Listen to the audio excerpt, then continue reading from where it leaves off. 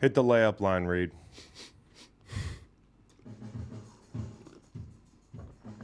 Louder. Louder.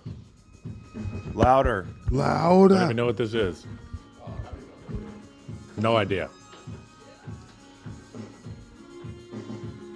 Yeah. Who's this, Sting? The police?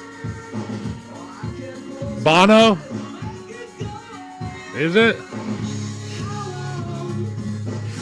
Sunday, Bloody Sunday?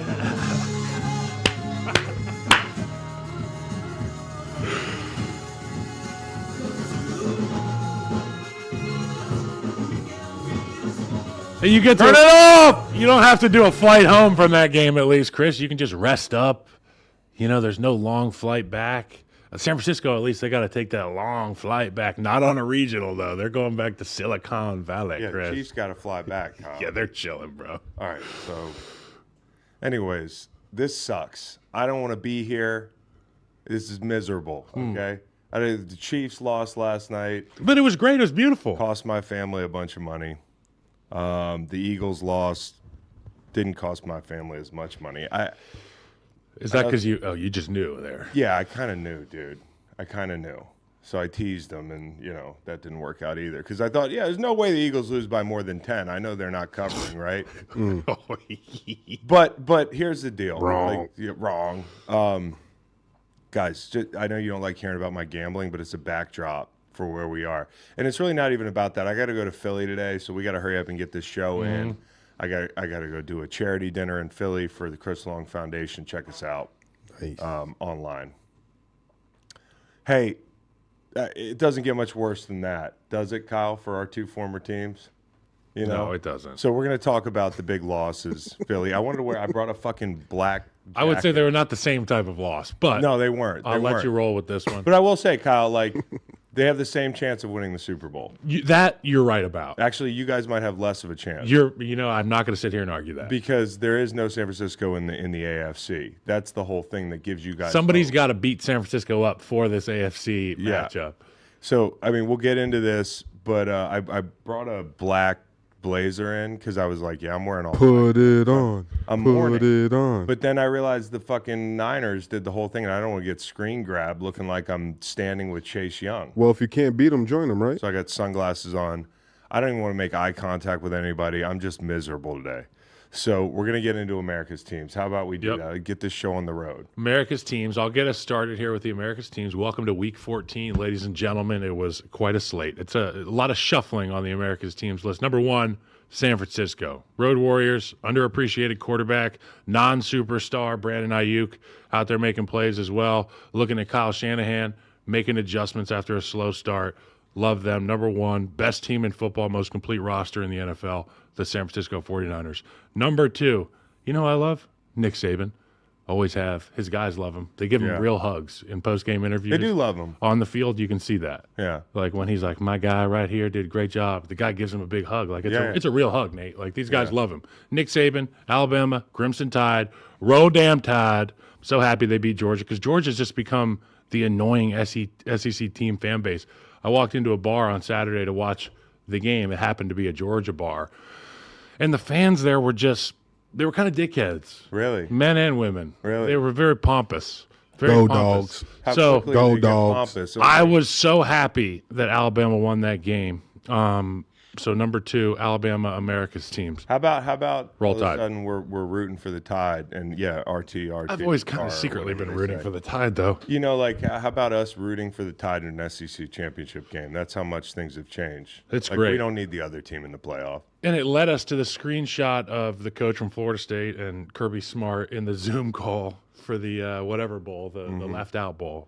So number three, Houston Texans. They beat the Red Hot Broncos at home. C.J. Stroud, another great game. Obviously, Tank Dell getting carted off. Awful for this team. But look, Nico Collins, Noah Brown, you've got guys out there. And then on the defense, they look good. You're talking about a team that got the most out of return for their young draft stock. And they did it. And they've looked great. Number four, the Green Bay Packers. Felt like a world was watching type game last night. Sometimes in these primetime games, you're checked out early because of how the games are going. But it was a shootout. I mean, I looked at Kate on the couch and I was like, this is a fucking great game. Like, this is vintage. Patrick Mahomes never been to Lambeau Field, but Green Bay, the fans in particular, Jordan Love stepped up in primetime to get after one of the young goats. Coming out party, national introduction to Jordan, and a lot of people flowing in those apology letters, right? Not me. Not you. You liked him I've always liked from the beginning. Yeah. Well, you didn't offer him a scholarship. Utah State was the only one to do that. No, you're right. It would have been good. We could use him. So you retract. Yeah. Number 5, Florida State. Unconquered, yet unincluded. Yes. Is that it? Yes. Okay. You sure you don't want to take me and my high school buddies drunk at the bar betting the Iowa over points total? No. You stole the Packers from me? Okay.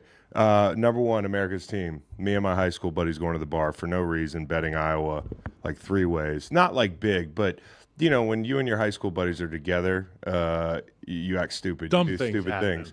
And a bunch of 38-year-old men, guttural screams every time Iowa got a first down in this bar, and people are looking at us like, what the fuck is wrong with these guys? Well, these guys all decided to get drunk at 4 o'clock in the afternoon. We all got a hall pass for the second half of the Bama game, stuck around, and bet Iowa money line. We talked ourselves into a little bit of Iowa money line, and then over 6.5 points, which could happen in one play. You know, a lot of people are teasing me online for saying that I bet that, and it's the biggest sucker bet of the century. I know. That's what was fun about it. It was like any play, it could have gone the distance. So we'd get over midfield, and I'd have a friend yelling, enemy territory. Like, that's the kind of night it was.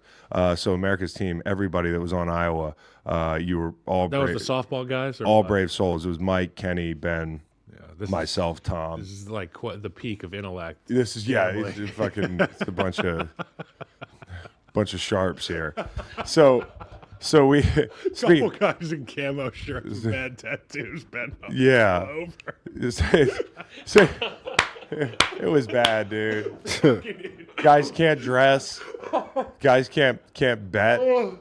We're the old guys at the bar. No, but I guess I'll add in the Packers. You know, to echo what you said. Like, the football is better when the Packers are good. When Lambeau Field is a tough place to play on Sunday night, that it is better for football. Like, you know, with all the bad primetime games we've had, to get Kansas City and to get the Packers, who are playing like a playoff team right now. Yeah.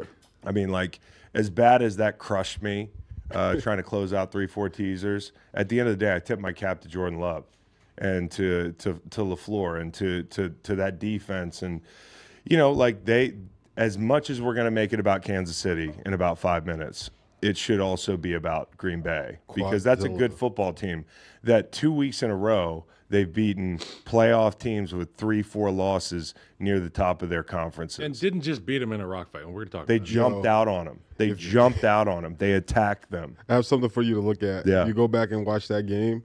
Watch, unfortunately, how many people get hurt trying to tackle Quadzilla. Oh, God, dude. The guy's huge. Like, and then just to think about Green Bay, like we talk about all the time, when it start to get cold, if you could run the ball, 31 you have degrees. someone, like, just as a defense, just thinking about that mentally, like, damn, like, we're going to have to try to tackle this guy 20 to 25 I don't even have times. Aaron Jones. I mean, this team's not bad. I just wanted to shout him out. We'll talk about him again in a minute. And then lastly, the committee, the College Football Playoff Committee, because they're doing the dirty work. Like, nobody wants to make this decision. I'll just say this isn't a college football show. I'm not a college football analyst, but I think they got it right. It was the best combination of all the factors that you look at, because, you know, like, if you – in a vacuum, it's wrong, but they got it right. well, no, listen. That's okay. There's always going to be a Power 5 champion left out. That's the way it's designed. This is a flawed system. If you want every year to feel like everybody got in, go to an 8-team playoff, go to a 12-team playoff, and this would have been the year that it actually would have been pretty interesting. And I always say that because the first round of these college football playoffs, and hopefully not this year, customarily blowouts.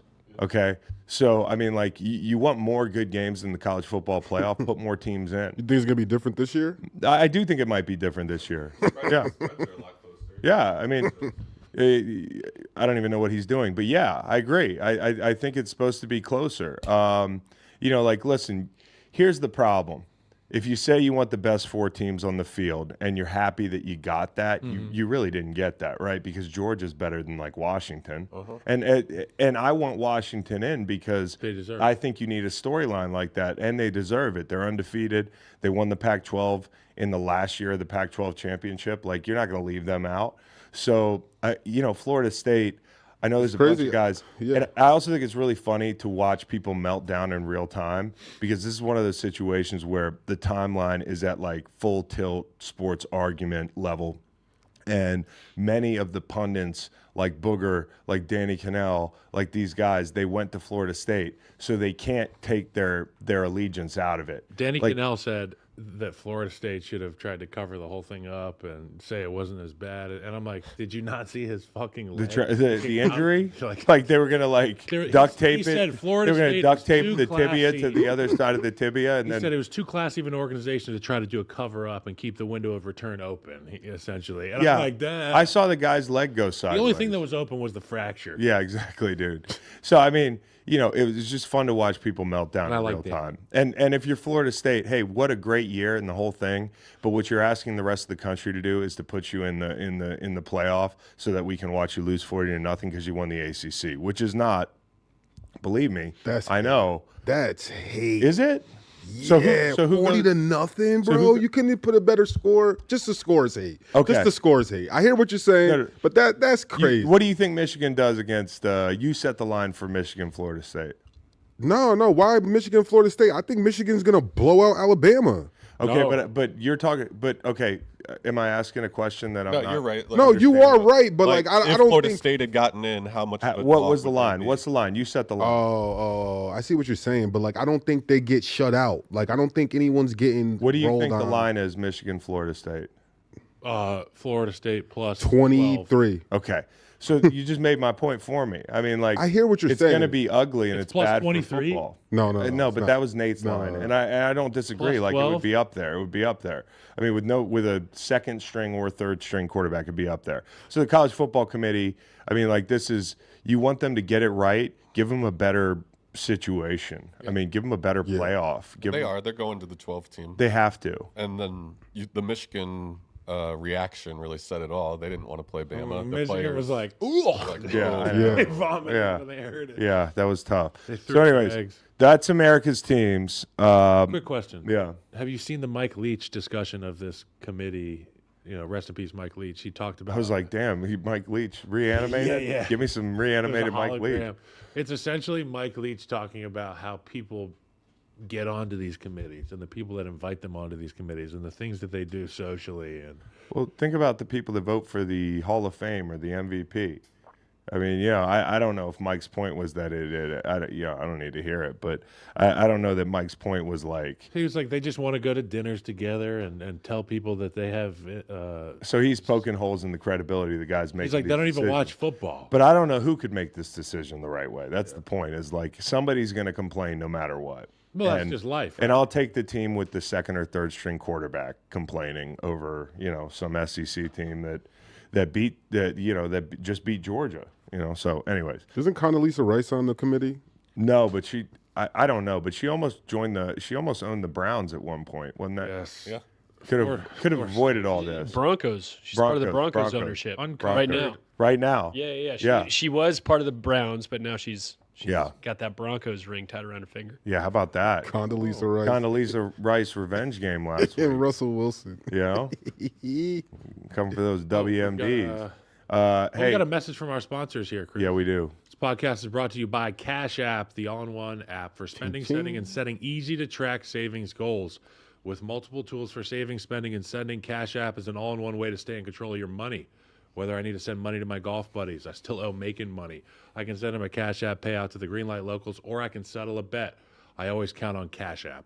With security, boosts, discounts, a free-to-order debit card, no overdraft fees, Cash App is like a BFF for your money. Cash App, the exclusive financial services partner of the Greenlight podcast. Download it in the App Store or Google Play to see why it's the #1 finance app in the U.S. App Store.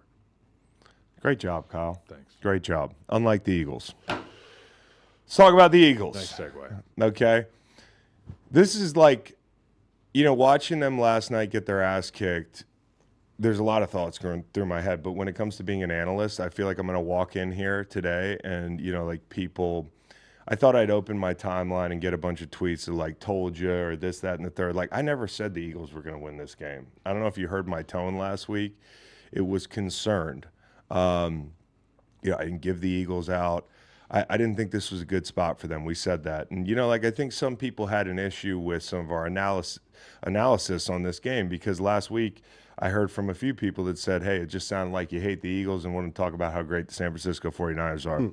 When in actuality, we laid out all the things that the Eagles were going to have to do right off, short rest relative to the Niners, sandwich between the Niners and, sandwich between 90-plus defensive plays against the Bills and the Cowboys looming and San Francisco coming in town. I know it's a gauntlet. I know the schedule makers did not do us any favors, us. But you got beat fair and square. I don't want to hear in this situation, I love Philly fans, but what I don't want to hear is it's the hold on Blankenship. It's, it's this call, it's that call. That's not the difference between – that math doesn't add up. The math is not mathing. So, listen, you can say, hey, we'll see these guys again. And there's a good chance you do see these guys again. I had an argument with a buddy that same night over in Iowa over team total bet where we were slurring our words, and he's a Cowboys fan, my boy Kenny. And he's pretty smart. I didn't realize he's a Cowboys fan. Yeah, he's one of the quieter ones, which is... Yeah, he's pretty smart. He's pretty smart for a Cowboys fan, too. And so, if you lined up all the Cowboys fans and did like a Wonderlic test relative to the rest of the scores of the NFL, I think Cowboys score lowest. Okay, but he's a smart Cowboys fan. What he said to me was the Eagles are last year's Vikings, which I vehemently disagree with. Last year's Vikings played above themselves and won a lot of close games, and now you see them regressing to the mean because that's not what they do year in and year out. What the Eagles do year in and year out is they play with and beat good teams. And they beat people up. And they beat people up. They are not the Vikings, but they are not the best roster in the NFC, and we saw that yesterday. For the Eagles to beat the San Francisco 49ers, they have to play damn near perfect. And especially if now, and we'll see how the rest of the year shakes out, they have to go on the road to play these guys, it's going to be a big challenge. I'm not saying they can't do it at all, but this was not a good spot for them. And it's not being a good spot's one thing, but then showing up and playing the way you did on defense is another thing. It completely confirms the concerns in the middle of the field that we had for the defense. We said, hey, the only thing they did out of the checklist that we gave them, we basically gave them the game plan. We said, you got to win the middle of the field. You got to tackle these guys in space. You didn't do that. 11.6 yards after a catch per reception. That's terrible. You saw some of those big plays. Middle of the field, you've got all three linebackers. This is per Ruben Frank up in Philly. The three backers they had available for the game, they cut and then signed back. So it's not like these are high-value free agents or anything.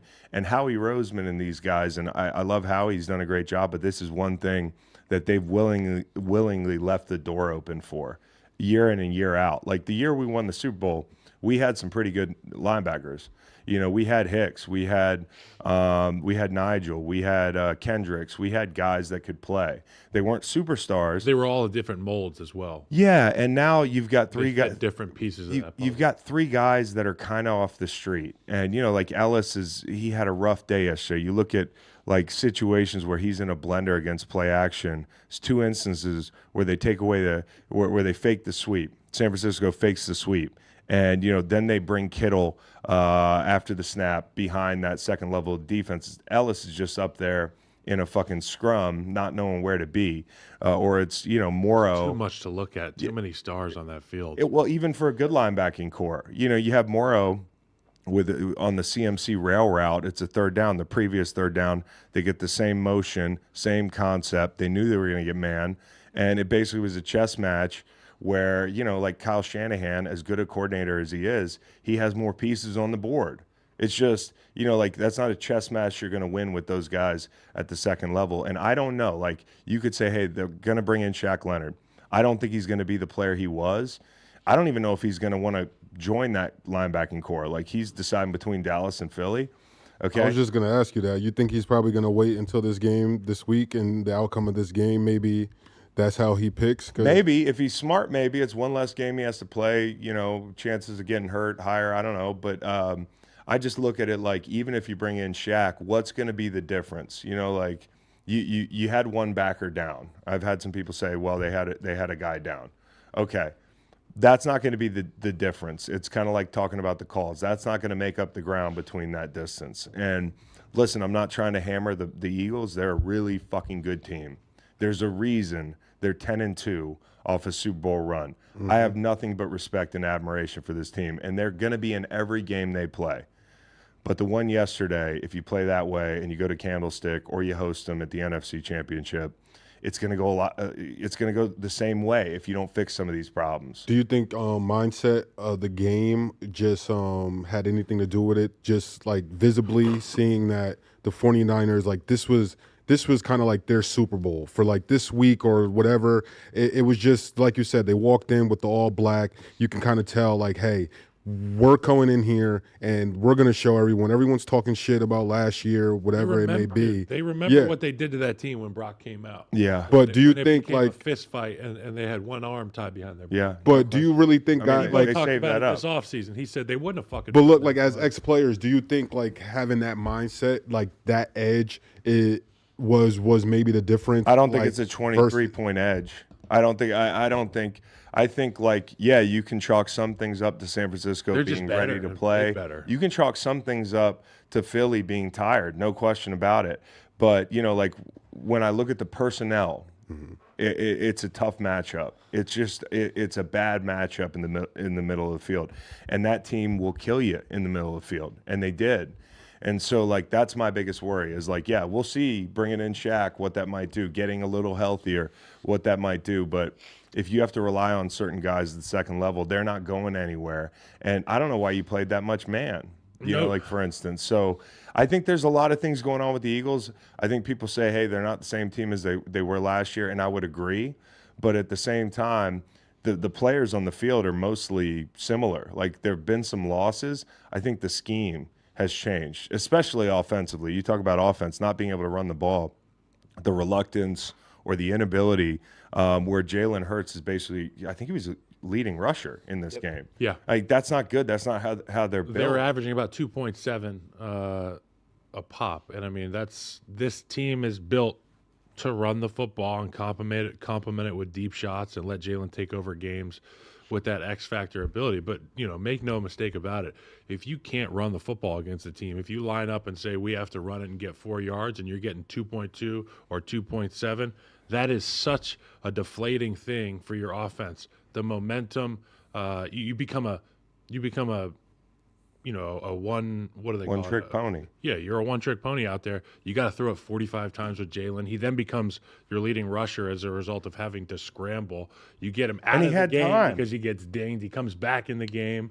That's the disappointing part is, like, he had a lot of time. And there's no turnovers in the game. So the score right here, it's not like, well, it was +2 turnovers in favor of the 49ers. Yeah. That's why it's 42-9. No, this was an ass-whooping on the road in an environment as raucous as you see. If you've never been to the Link, if you've never played against the Eagles, you go up there and play. And it's a hostile environment. Those fans aren't on short rest. Yeah. They're well rested and ready to bring it. Obviously, to your point, 90 plays for that defense last week. I think it just wore them out. I think it wore them out. But again, unless you fix the second level of that defense with scheme or with some additions, and I don't know where they're coming from, but like, Kansas City, we're about to talk about them. You look at the wide receivers. I'm looking last night to see who's on the street. You know what I'm saying? Like, I'm like, what's T.Y. Hilton doing? Like, I'm looking at the free agents at linebacker and saying, like, is anybody, like, are you up? Sending out a lot of, are you up texts if you're Howie Roseman.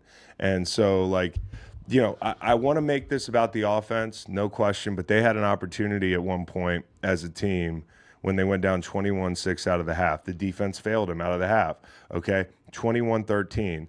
Jalen closes it to within a score, and at that point I feel really good, right? Like, Dom got ejected, the place is going nuts. That was a really good trade, Dom for Greenlaw. I'll take that any day of the week, even though I love Dom. But on the field, Greenlaw is a beast. And you could say, hey, Dom's not supposed to touch So there's a people and good all that. trade, like you're You know. playing Halo. Like, take out their rocket player Yeah. with your pistol. If he kills you, it doesn't really matter. Yes. We can't use you in the We big can't fight. use you in the big fight. Yeah. So that was a really good Trade, analogy. that's a Counter-Strike That was a good analogy, I terminology. think. If I had a PC, I Like would understand. Counter-Strike, you get it. But the whole point is that defense then 21-13 lets up 70+ yards on 5 plays. You know, it's if you're not going to be able to stop these guys, you're not going to be able to score with them. I mean, it's that simple. I mean, I hate to overanalyze it, but if you can't get these guys off the field, if you can't stop the run, if the backers are in a blender, you're not. This defense of San Francisco is too good to try to win a shootout with them. You want to beat this team, it's got to be 24-21. You know, 27-24. It's not going to be 40-40. I just don't like that spot for these guys. So 6-0 Eagles going into the second quarter. Kyle Shanahan is not panicking. Everybody seems to be like, oh, wow, you know, like It's the one good thing they did. They came off a bye and kicked these guys' ass in the first 6-0 quarter. after the first 15. And But you kick field goals. those of you who have played football and been part of an offense, when you install a first 15, these things are supposed to work. Yes. You know what I mean? Like, they're designed to work, and it's the defense's job to adjust. Well, the offense had to adjust. Kudos to Shanahan and Purdy. Those guys remain calm. They come out in the second quarter while they're still scoreless, and they ran a mesh concept at a certain point, and it's kind of like when I play Madden and I can't get a read on the defense and I can't run the ball well, I run a mesh concept, which is just run everybody across one another, whether it's man or if it's zone, you're going to some of these receivers are going to have opportunities to sit down. It's like what Kelsey does. Kelsey takes the snap, he runs 10 yards up and he takes a hard left, and he only stops when there's a void. Well, that's kind of like the mesh concept, but there's no up. It's all across. So Brock Purdy, a bunch of options, and that's kind of the nature of this offense. It's getting the ball in guys' hands that are open underneath and letting them run with it. Yeah. I mean, Kittle, McCaffrey, all these dudes, Ayuk, they all make big plays and they run with it. And Brock Purdy, he's efficient, he's effective, and what we were talking about earlier, no turnovers. He's man. damn good, dude. He's damn good. This guy, you know, he shredded the blitz last night.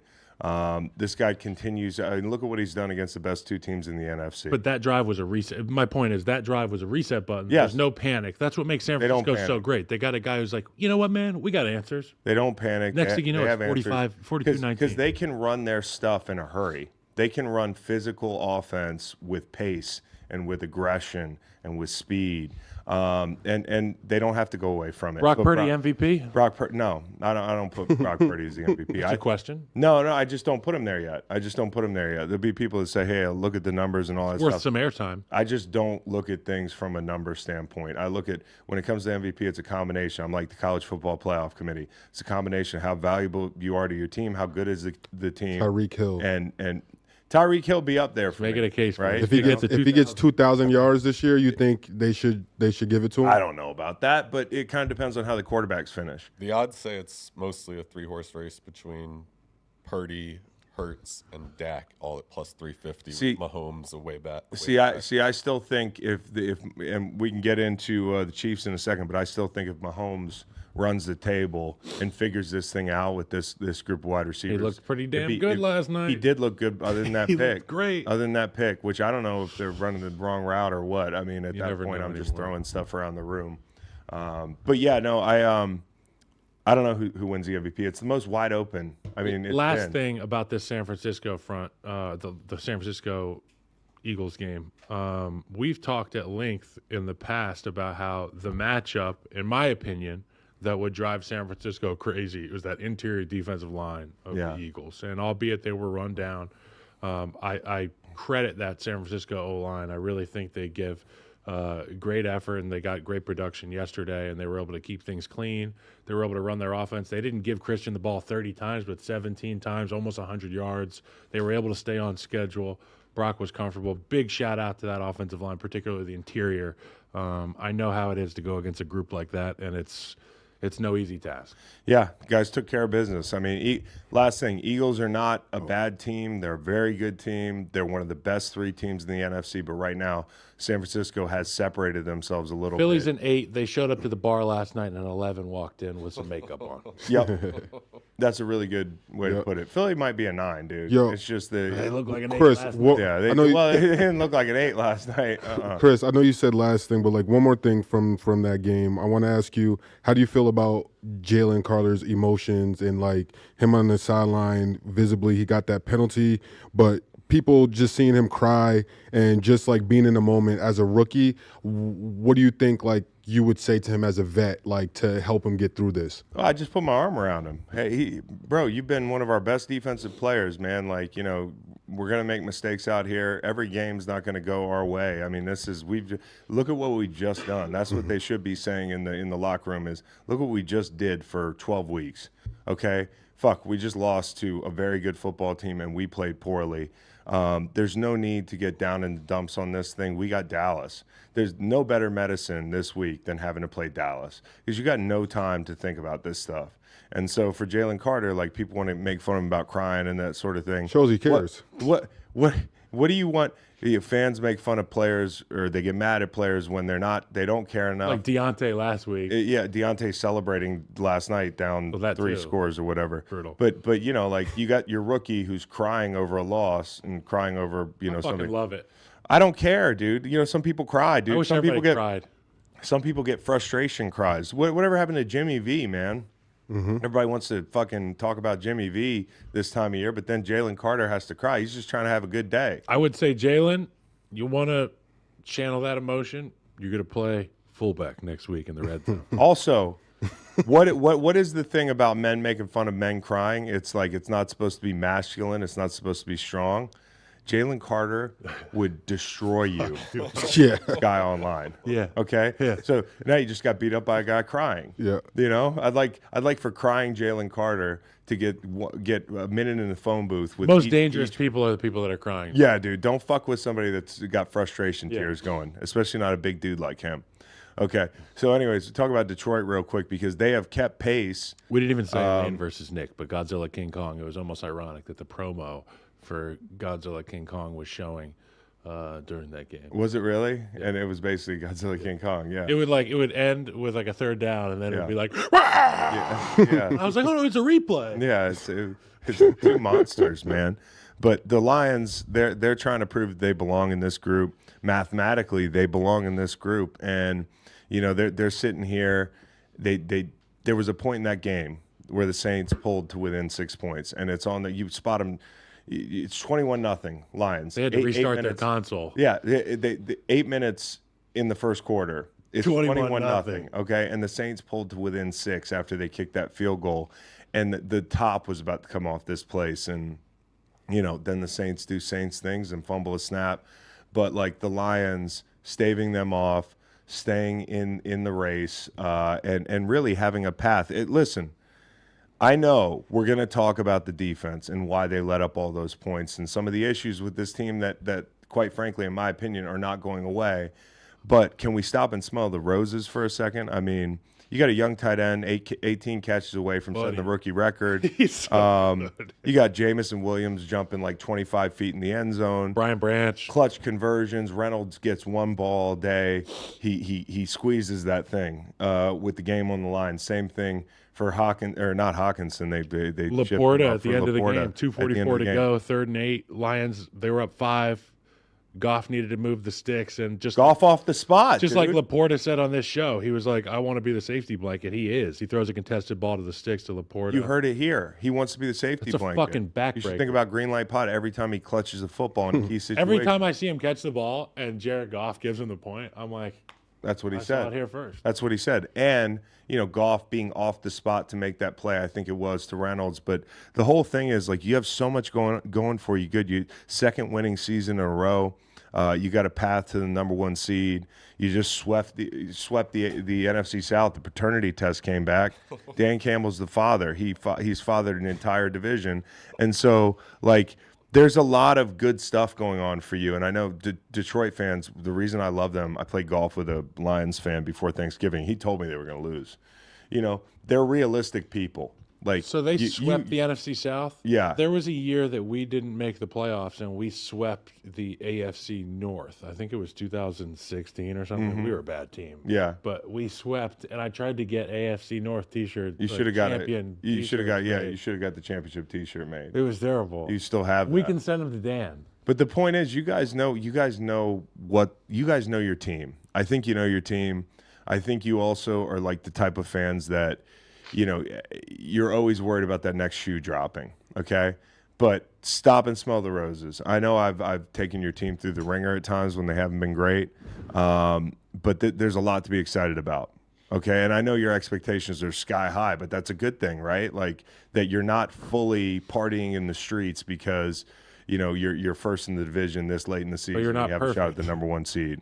You're not perfect, okay? My big issue with Detroit, they want to be bullies. They want to bully people, leave them no choice. So I look at a team like Dallas, and Dallas just like strangles teams. Well, we weren't done blowing these guys. You're into. I'm pissed. Okay, I'm pissed about Let's it. transition into the.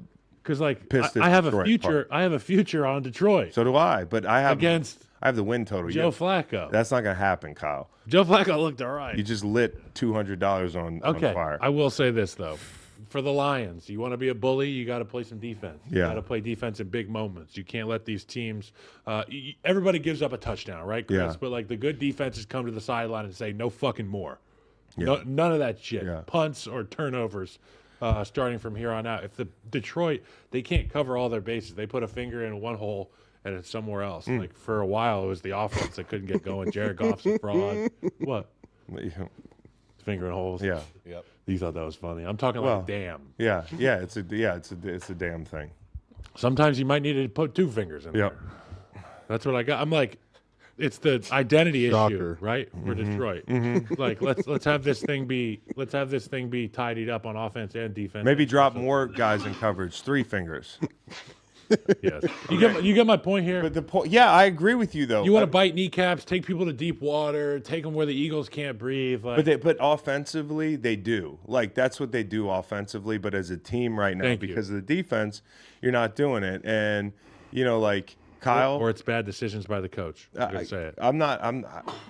Well, the only decision I can really get on Dan Campbell defensively is letting Aaron Glenn be there this long. I mean, like, that's it. And he's shown the propensity to fire people midseason. He's not going to do it right now.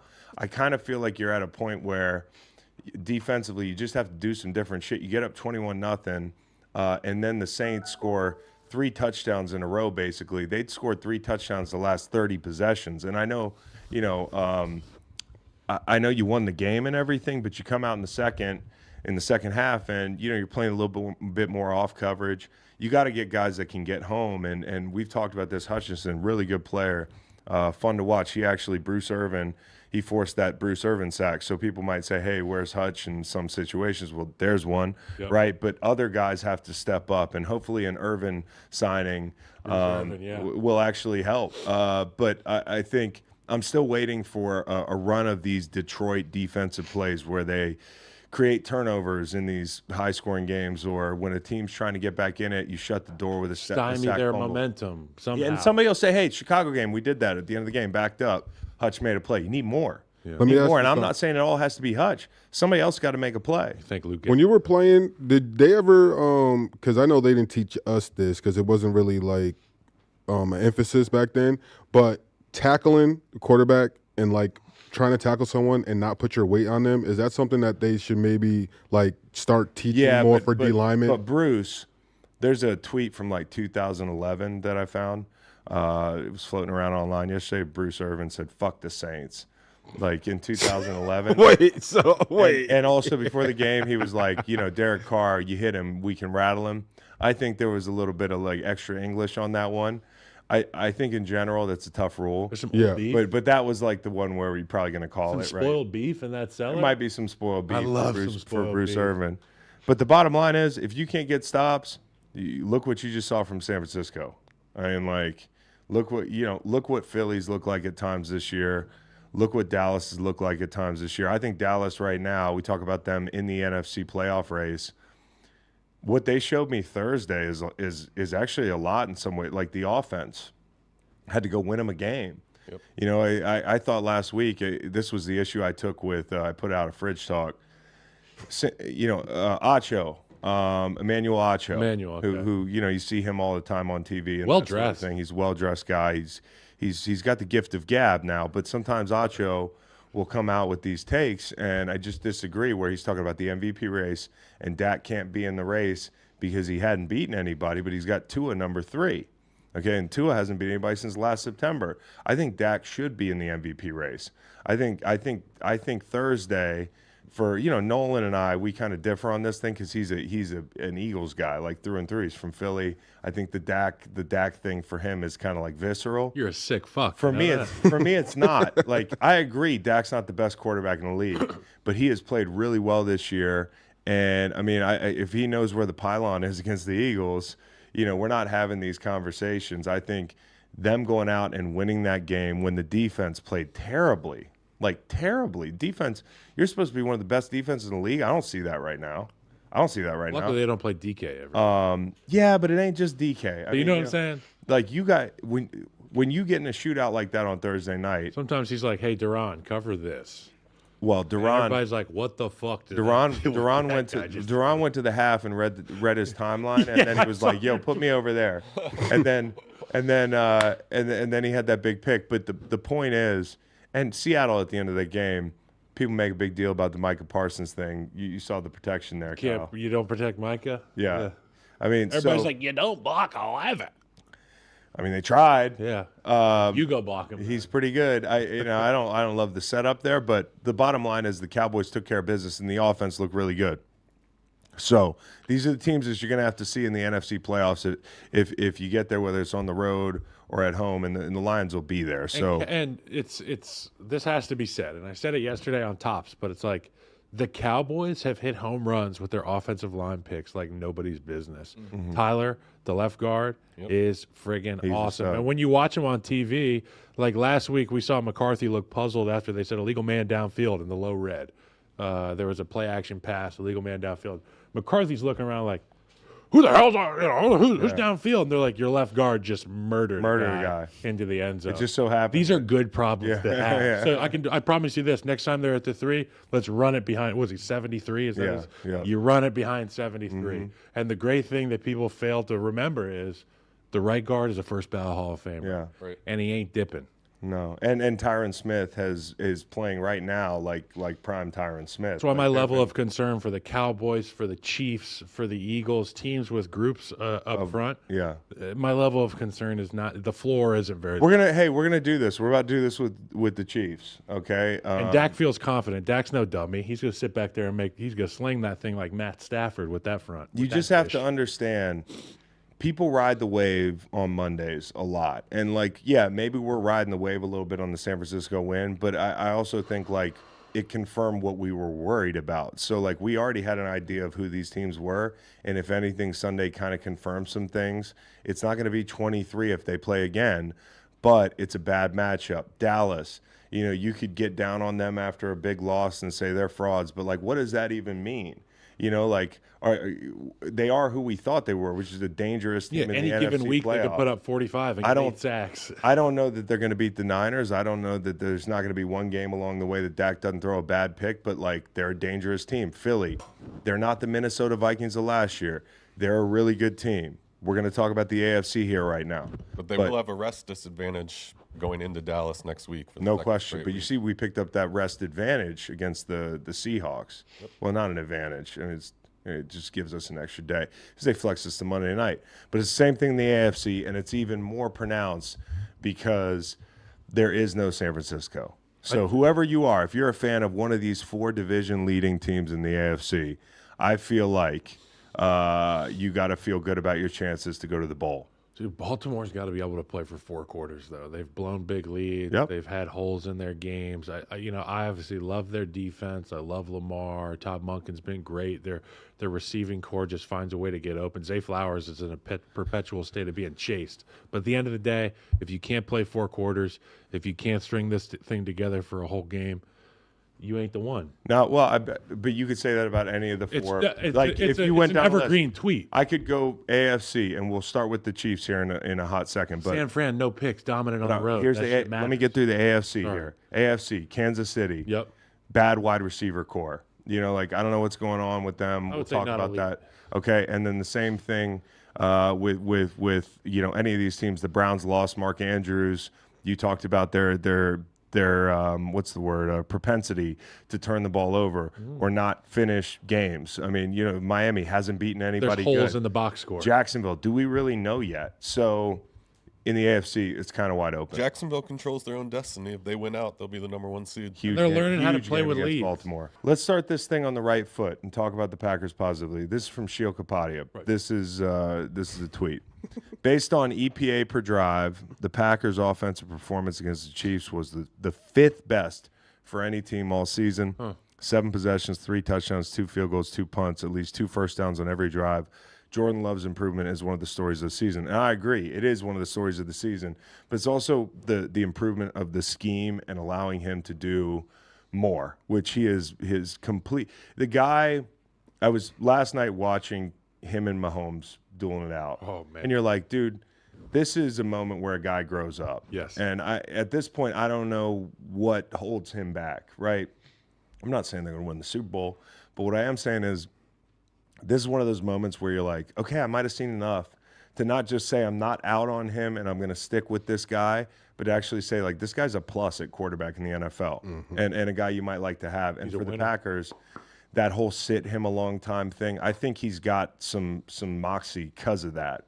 He doesn't wear it on his sleeve. He doesn't make it a big, like, No. but he's an adult. Did And you notice can at tell. the end of the game, the sequence, obviously, where it's Mahomes has the ball and they keep showing the solo shot on Jordan Love? He looked and was having Mahomes mannerisms, bro. He was like doing little twitches on the sideline. Yeah. He was he was locked in. Yeah. You know, if he gets the ball back, he gets an opportunity. He knows Patrick's got the ball, and If it's you- just like me. It's just fun to see him in that situation. It was prime time. And then if you pay attention to the post game interview that he did, where he mentions that he had this game circled because of the taste in his mouth when they played the first time, Yep. and how he played against Patrick and how well he did. So it's one of those things where I like that, knowing that he's a competitor and like it's the game within the game, and to be kind of having that in the back of your mind, like obviously you want to win, it's a team sport, but like he said at the end of the game, I know that that's exciting for him to be like, yes, I got him back. It's huge. We were sitting here all week It's thinking, a landmark victory. we were thinking all week, hey, Patrick's going to go to Lambeau. This is going to be a big, and yeah, he wanted did, to win it. too. And he played well in a lot of spots, but like Jordan Love didn't make.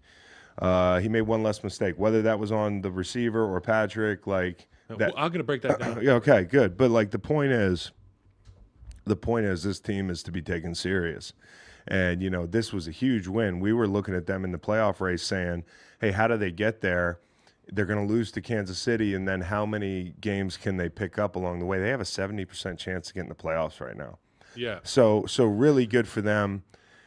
Listen, if we're going to talk about the Chiefs, and I know what people want to hear. You want to hear me or somebody say they suck or they're not the same team. They're not the same team. They're you know, we've had this conversation for a couple weeks. If you want them to look like they looked when they had Tyreek Hill, they're not going to look that way. Grow up. If you want them to look like they looked last year, that's still possible. The same people are on the field, like you minus Juju, right? Like mainly the same wide receiving core.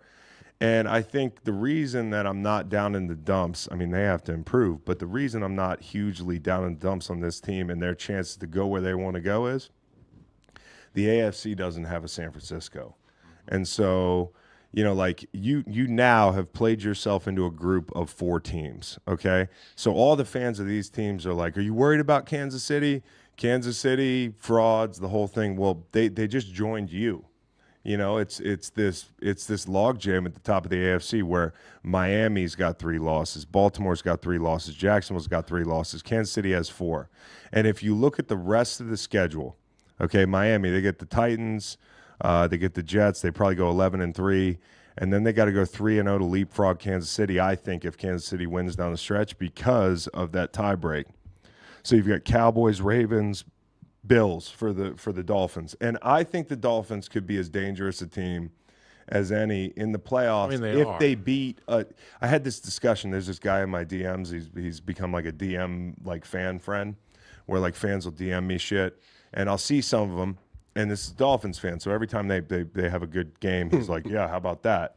But then he goes silent for like a month when they play good teams. And he's a smart fan. He's a legitimate, well-spoken, good football fan.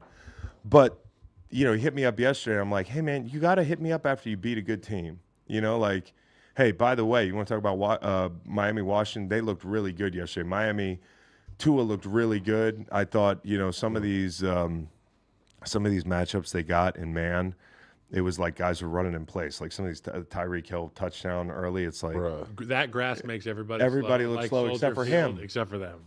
And so I hear you. Dangerous group. You get A-Chain back. That's a big deal. Van Ginkel played great. Like you talk about unreal. I still want to talk a little bit about that. We're going to go back to the Kansas City game. We're good, Kyle. I'm panicking. Van Ginkel looked great. They are stepping up with Jalen Phillips out and the whole thing. But again, it's like, do you see something here? If you haven't beaten a good team yet, you're going to tell me for sure you're the favorite in the AFC? Baltimore, you know, you've got the Rams, the Jags, the Niners, and the Finns the next month, and you finish with the Steelers, and you lost to that team earlier this season. So there's no guarantee you get home field advantage. And they're in Jacksonville, the team, aren't they? Wait. Jacksonville's got, if Jacksonville can beat the Ravens in 3 games, they got as good a team as any of locking up home field advantage. But they haven't showed me week in and week out that they're the best team in the league. And the Chiefs, we're about to talk about what happened last night. They're down a game to these guys. So they got to make up ground, but you've got at Pats, Raiders, Bengals, at Chargers after this Buffalo matchup. So if I'm the Chiefs, everything's out in front of me, just like you could say if you're a Miami fan, if you're a Jacksonville fan, if you're a Kansas City fan, you know, like any of these teams, Baltimore. Here's the problem, man, last night. I want to make this about the offense, but in the middle of the game, actually the whole game, Kyle, when I look back at this, it was shocking. From kickoff to that terrible drive at the end of the third quarter, which I thought lost them the game. 2nd and 8, you take a shot. You've been moving the ball all game, running the football. Get your first down and then go. You're down 1 score. Okay, from kickoff to the terrible drive at the end of the third quarter. 13 plays 60 yards, field goal. 14 plays 59 yards, field goal. 9 plays 75 yards, touchdown. 11 plays 66 yards, touchdown. They didn't get enough possessions.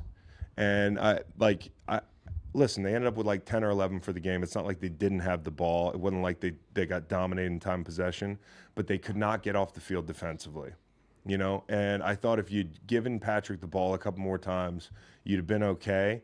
But the possessions were so long for both teams, not scoring touchdowns early hurt them. And that offensive line is a concern. People worry about the drops. There weren't drops last night. They're going to figure out the drops thing. The thing I'm worried about is the defense right now not being healthy, and with Bolton out, and we'll see if we get him back next week, and Tranquil going down last night, and I'm really worried about the safety spot with Mitchell coming in, because you saw in that 4th and 2 or whatever it was, Chris Jones bearing down on Jordan Love, he's all turned around. So, yeah, there's worries on both sides of the ball, but on one side of the ball, you have Patrick Mahomes and the same group of guys you had last year. Figure it the fuck out. Is it Eric Bieniemy? Is it Andy in a slump? Is it Nagy not knowing what the fuck to do? Here's something radical, Kyle, and then I'm gonna let you just go for a while. Here's something radical for you. I love radical. Okay.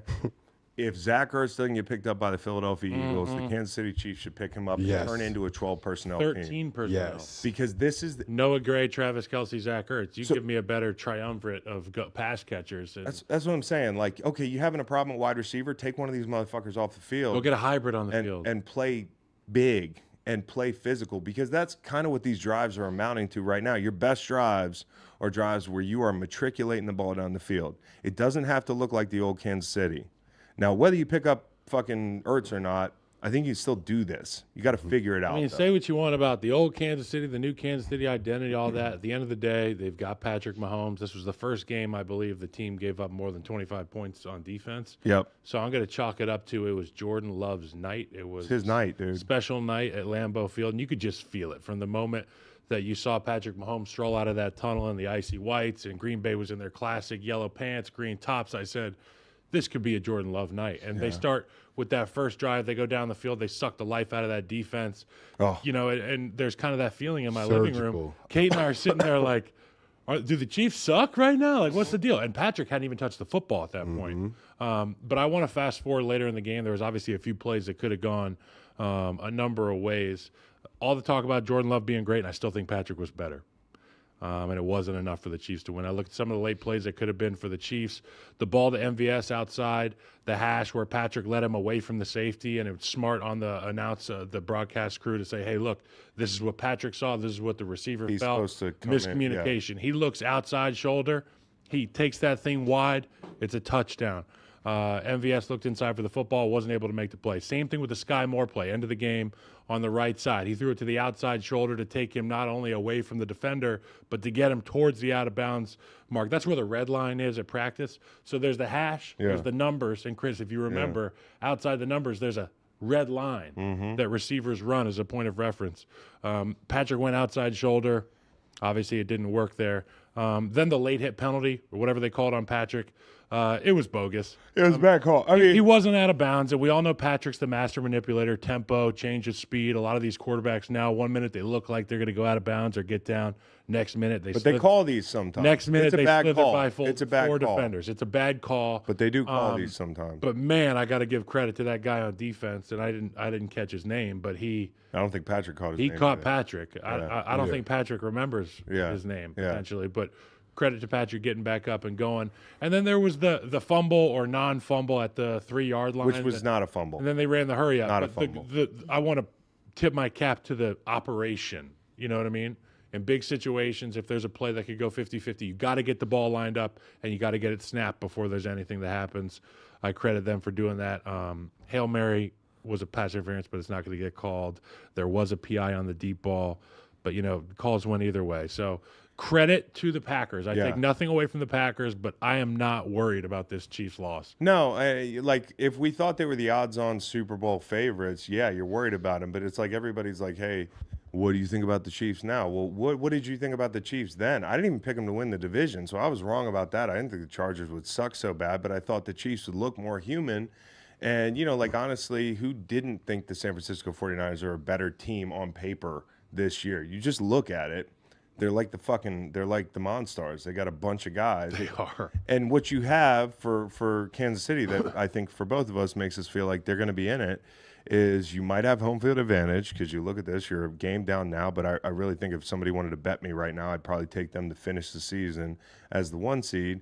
And then number 2, you got the guy who runs up to the line last night on 3rd down, and there's an invisible force field at the sticks, and he takes his body and contorts it in a way that he can hit the throw on the run, and he's behind. It's like Mission Impossible. He's like Tom Cruise with the lasers, and he just throws the ball. Like I know but that is that guy. And then after that game, don't forget this guy.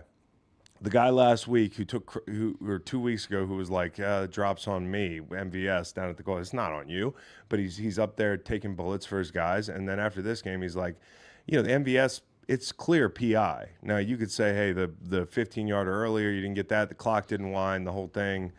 But Patrick Mahomes after the game is like, hey, I got no problem in that situation. They let guys play. He's a fucking gamer, dude. He's the best quarterback in the league. And you can tell me, hey, Dak's got better stats, or this guy's got better. Context matters. This guy's working through a lot outside. I think they have to, though, draw some lines in the sand from a personnel standpoint and say, hey, Sky Moore, it's not working out. Okay?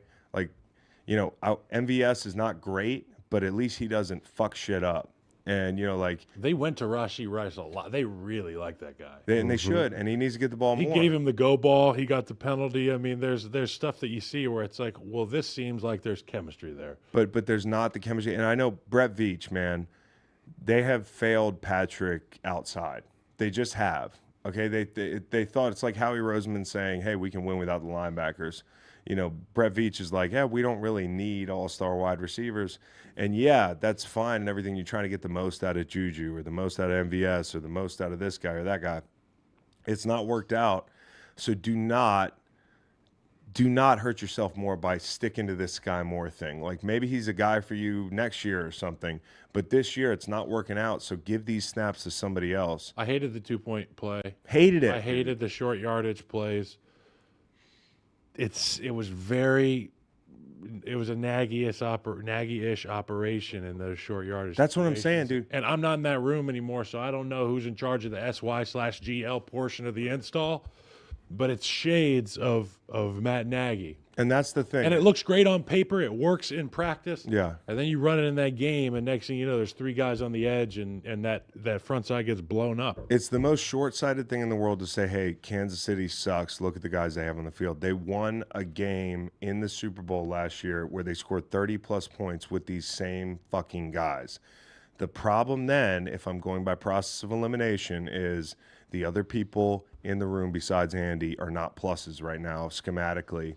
And the people that they let get out of the room. And the people they let get out of a room is the big elephant in the room, because Eric Bieniemy might be the next head coach of, say, the Washington Commanders or something. So, yeah, do I worry? The commander-in-chief. Yeah, exactly, dude. That's a good one. Be on the offensive. Offensive, for sure. You say, how the hell did they do that? Okay, all right. Like that. Any more? No, I'm good. So if we're talking about the AFC playoff race, now we have to talk about the Houston Texans, because this was a huge win yesterday. And, yeah, like, And they had a huge loss. no question. Yeah. They had a huge loss in Tank Dell, which absolutely sucks. But they kind of let this team hang around, and, you know, like, they've made a lot of these games interesting. But I thought this was a big moment for them with Tank Dell going down early in the game. You know, they've had guys outside. And not just going down like they got him off the field and he was hobbled. It was like they have to cart him out. It's like the whole deal. Yeah, he's leading into the hole on like a run play. I mean, so the usage on Tank Dell when he comes back, I know that they like to, they really, these guys do a good job blocking and everything, but this guy's important and you have a great rapport with him. But Nico Collins, some of these big third downs that he had, My cousin. he's the guy that's got to step up, right? And obviously Robert Woods has got to be a guy that you use more. You brought him in as kind of a locker room guy / a good vet out on the field. Well, now he's got to actually make plays. They got a tight end, Brevin Jordan, who maybe makes you think maybe you should go maybe more big bodies. You can have Schultz, get more tight ends on the field. But the bottom line is they overcame the Tank Dell thing. And they overcame a lot of misfires, letting people hang around. That's been a thing for them in the first half. We talked about the Cincinnati game; they could have pulled away. Whether it was Stroud missing on 3rd and 1 to set up a field goal, whether it's 4th and 2 false start before the Singleton bailout there. I mean, like, you're kicking if not for Singleton kind of being an idiot. And I also didn't think that. I thought that might have been offsetting, honestly. Broncos. Probably somebody's going to want to burn me at the stake because everybody loves C.J. Stroud. I love C.J. Stroud, but I didn't think the push got him the flag. But then as he's continuing his momentum, Stroud stops and stands his ground. He stands on business, as he said. Stands on business. And then you get the Who's fifth. the rapper he shouted out? I don't even know. Standing on business. Herbo? I don't know. G Herbo. G Herbo. Standing obviously. on business. Standing on business. But the point is, like, whether it was that or it's the Mechie penalty late in the game where, eventually you have to kick because you're behind the sticks there. They do leave points on the field. They have to stop doing that. And I thought they were conservative, too. You could tell early. Denver came out and said, fuck it, we're taking shots, which was a total departure from kind of what they do. It was like they were playing the lotto. And eventually they hit and made it a 16-10 ball game. But Houston goes down there on 4th and 1. They kick 4th and 4 at one point with a chance to go up. I think maybe 14-0 instead of 10-0. They kick, they take the points. So I think they thought low-scoring game. And they ended up being right because those field goals made all the difference, right? Because the game ends up 5-point game. So Danny's cousin down there? Amendola. But the bottom line is Denver made this a game, and I thought the defense was some really timely early down blitzes, especially second down, knocking them down for negatives. Vance deserves a lot of credit for continuing to put this team in positions to win.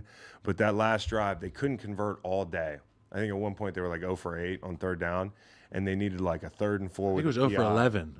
Yeah, 0 for 11. Denver. Well, I saw 0 for 8 at one point in the third I think quarter. it's a fake stat. I almost thought it was a fake stat. Yeah. Like, you can't convert a 3rd down. And then the last drive, they find a way, 3rd and 4, 4th down. They come to the line. I think they're seeing something on the back end. They call a timeout there on that last 4th down. I also think the 2 Houston tackles were in threes, and they call a timeout. They get to a play.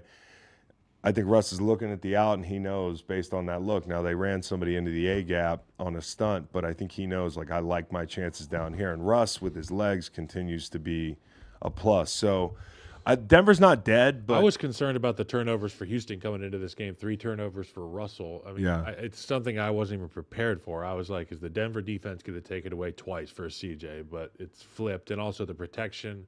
I want to not take away from the protection, but give a tip of the cap to the Houston edge rushers who have been great all year. Will Anderson, another huge game. I think he had 2 and 6 hits and maybe 8 hits. Here it is, Kyle. I got the list for him because I think, Will Anderson. Thank you. Will Anderson is an interesting narrative because it's the classic look at the sacks, look at the, like the splash plays. He's a look at the tape, dude. Look at the tape with this guy. I mean, caused the pick with the tip, blocked a punt. He had 2 sacks. One of them, that's what it was. One of them was a layup, but this is a tough layup to make where he's playing boot, honestly. So you see some guys scream upfield and just abandon their technique, and they get a pat on the back, and people are like, great rush, and really just gambled and put the whole team under duress if it's not boot, because that gap inside of you is open.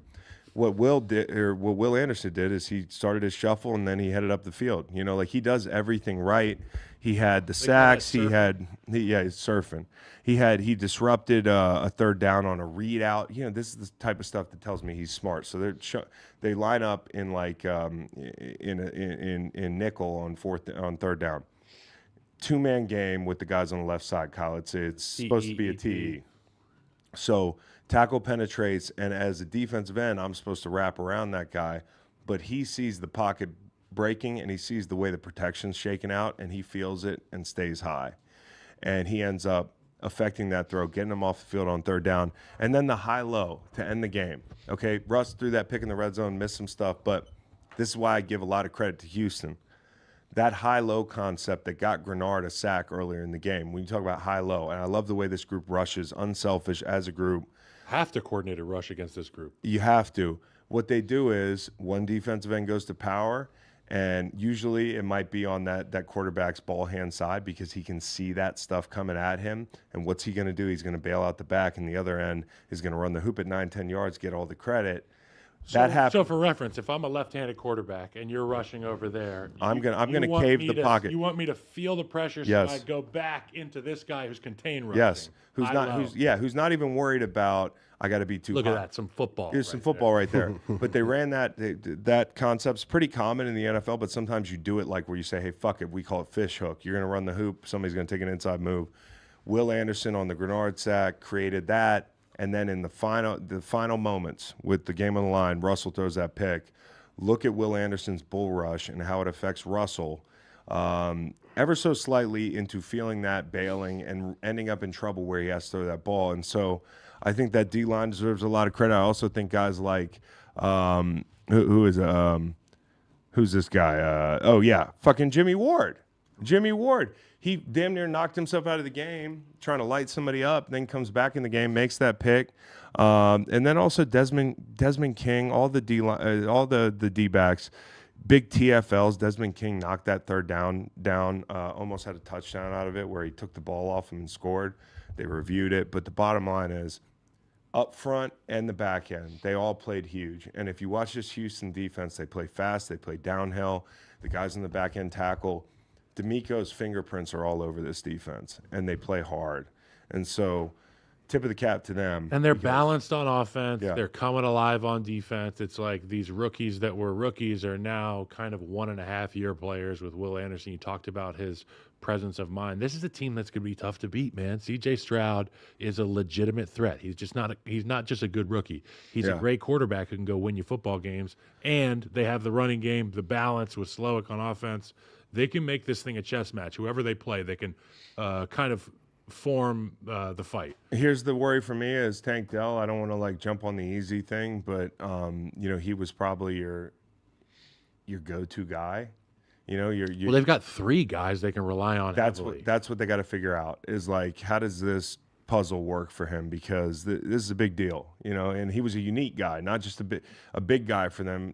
Everybody kind of has. We're going to see more Brevin. Set. Maybe you do. Bradley Devin. I like the name Brevin. That's a cool name. His parents had a fight over names. Yeah, exactly. We're going down the middle. Yeah, exactly. Exactly. I want Brent. I want Tevin. Keep the options open. So we got 4 AFC teams now at 7-5, vying for these 3 spots, including Pittsburgh, who lost yesterday to Arizona. Pittsburgh, dude. So before we get to Pittsburgh and LA, there's one team that's hanging in there, and that's Indy, right? So Indy's hanging. Spike man. Indy's hanging in. Mania. They had no business winning that game yesterday, but they did. And sometimes, like, the mark of a good team is winning some games you're not supposed to win, putting yourself in position to win those games. Special teams, or man. lack thereof. You could put it this way. You could put it like Tennessee lost that game on special teams, or you could say Indy won that game on special teams. And I don't know which way you want to put it, but like some of the late stemming that created those situations, like you gotta give credit where credit's due.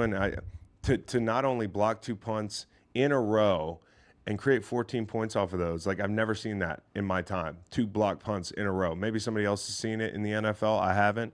But then on top of that, to actually win the game at the end where you go to overtime, you give up a long drive, you know this drive's probably it, right, with the way the clock is and that sort of thing, and you have to kick a field goal and to take that shot, put it on the money, get down there and score. Like Gardner Minshew's a lot like this team. You just can't kill him. And so, like not just blocking the 2 punts, but killing the punter. Oh like my they God. killed him. Oh like he my died. It was a very strange hit.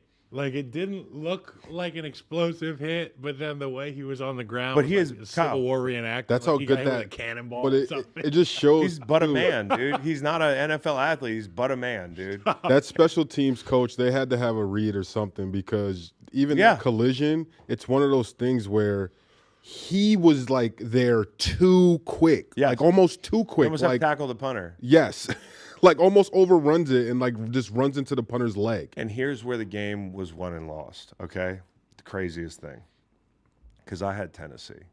Not that anybody cares. The right I had side. Tennessee as well. I was on the right side. Me too. Okay, that's a right side of a bet there. They fumbled. But no, it's not just the 2 block punts turned into a new holder. That holder's name Oh my is God. Ryan Ryan Tannehill. Tannehill. The trickle And down. because of Ryan Tannehill, and he confirmed, he said, my bad on that hold, on the extra point, they missed the extra point. So they give up 15 points basically on special teams See? if you add it up. And that's the reason they go into overtime. He's you a get- receiver, and he's you a gave thrower, me- a runner, and- not a holder. And you gave me shit when they were showing the replay. I was like, look, Oh, I that's a didn't know. bad hold. I didn't know. And everyone was like, how do you know? Well, Well- the reason why is usually when you watch kicks, Explain it to us. the emblems, it's usually the kickers are kicking on one of the panels on the football that's completely clear. Yeah. And when He kicked the side of the NFL. He kicked yes, yes, like when he spun it, usually you don't see that emblem. And I was like, when they show the replay, it looks like, oh, that doesn't look right when they To show be that. fair, Nate,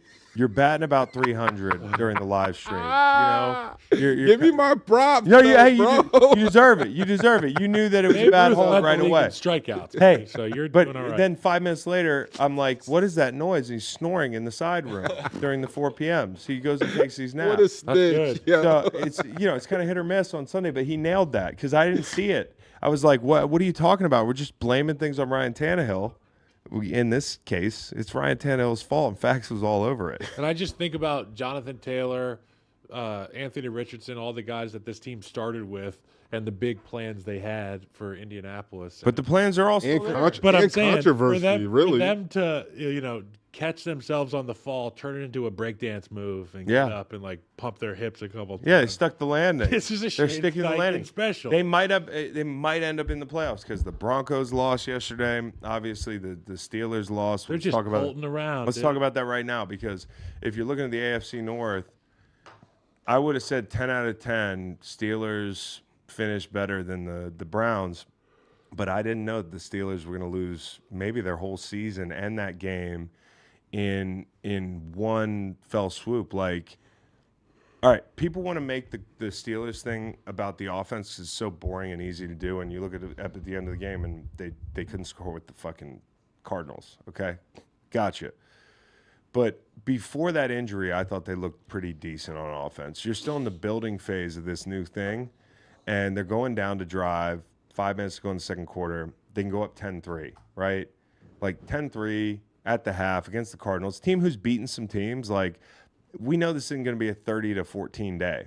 You know, if you'd have told me that the Steelers won 20-6 and you just repeated that half in the second half, you're saying, oh, what a day. You know, we look good. The offense looked better, the whole thing. What was the first half line?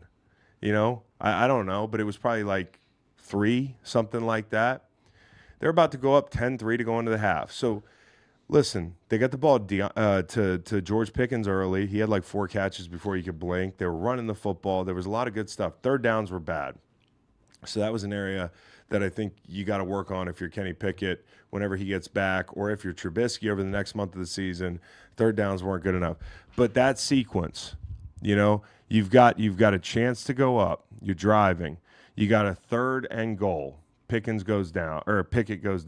And, you know, in that moment, I'm thinking maybe concussion protocol. I'm kind of worried about it, but I'm not like worried about it like what's come out since. You can't get in the end zone. 4th and short, you get stuffed. I don't know if that's any different with Kenny because they ran the ball. What's the difference? But I don't know. Maybe they have some different options they feel better about. The bottom line is now, as a defense, you really have a chance to have these guys backed up, get the ball right back, and get some points before half. And Landon Roberts goes down. He's the green dot guy. You've already lost Quan Alexander. Now you're into the bag. You're in the depth bag. And it was one third down conversion after another, and it was McBride, like the whole drive. It wasn't the whole drive. There were a couple plays, like there was a draw on 3rd and 6. They miss a tackle on that goes for 19. You know, the first third down when a Landon Roberts goes down, he's the green dot, right?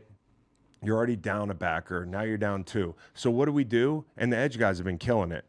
The first third down, we drop as many linebackers as possible. We're going to rush 3. You know, we got some shitty guys on the field. Let's make sure they're all in coverage. We'll just put more of them out there. Let's put more of them out there. So the whole drive, and McBride was killing them, broke their bag, scored twice the same drive. They fucking took it away. It came back, went right to McBride. So, like, I worry about that defense. You need to talk about the Eagles. I worry about the second level of the Pittsburgh defense. But more than anything, if you don't have Kenny Pickett, this is going to be tough, man. This is going to be really tough. And you lost Sayamalu in the second half. Mitch got some good snaps, though. I mean, he threw the ball 17 times. Yeah, Kyle. It's not like he got in there for 3 throws. I mean, he got his feet wet. He knows that with a week of preparation, teams that are playing this Steelers team still don't know their identity on offense. Yeah. So they can, you know, I'm just trying to put some sugar on this pile of shit. I've been putting a lot of sugar on this pile of shit. Now I just feel like, you know, sweeping it up and throwing it in the trash. Yeah. Because I need 2 wins for this damn over-win total. I don't know where they are, Kyle. You literally gamble on everything. Everything, Kyle. I don't know where they are. I can't just talk about this. I don't know where they are, though. Like, honestly, Patriots. do you see 2, just playoffs or not? Do you see 2 more wins? I see. Patriots and then Bengals, maybe. You got to go 2-0 here. You got to go 2-0 here. This is and they're 6-point favorites. Anything goes in that divisional game, though. They're 6-point favorites, dude. This week. So I guess Vegas likes them, even with Trubisky being quarterback. I figured they'd be favored against the Bengals, but you saw how close that game was, even with Kenny Pickett. If you don't win these next 2 games, you might miss the playoffs. What is he out, 2 to 4 weeks? Yeah, but, like, I don't know. It's a surgery, man. You know, like, anytime they cut into you, you know, I take the... Ronnie Lott cut his fucking finger off and played, buddy. Yeah, but it's a digit. Surgical. You know, it's just a digit. You don't even need it. You know, Ronnie less. unless you're the Eagles and you're trying to put 3 fingers in the Hall of Fame. in the dam. But the bottom line is, I think worry. Pickett cuts it off and he goes to the Hall of Fame. I worry about this. Who throws pass first, Aaron Rodgers or Kenny Pickett? These are great questions, Chris. We'll get to it. Joe Flacco beat all of them. So that's the point. Like, that's the point. The Browns, they lose yesterday, right?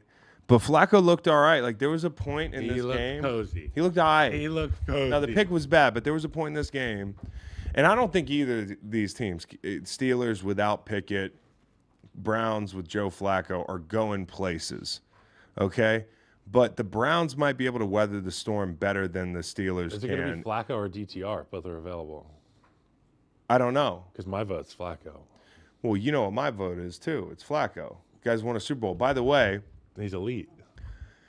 here's the only thing. They come out and they throw the ball like 40 times with him. It's the same thing last year when he started for the Jets. On and a they threw heat the ball. check. He threw the ball 59 times again. Heat check. So I don't know if that's the formula, right?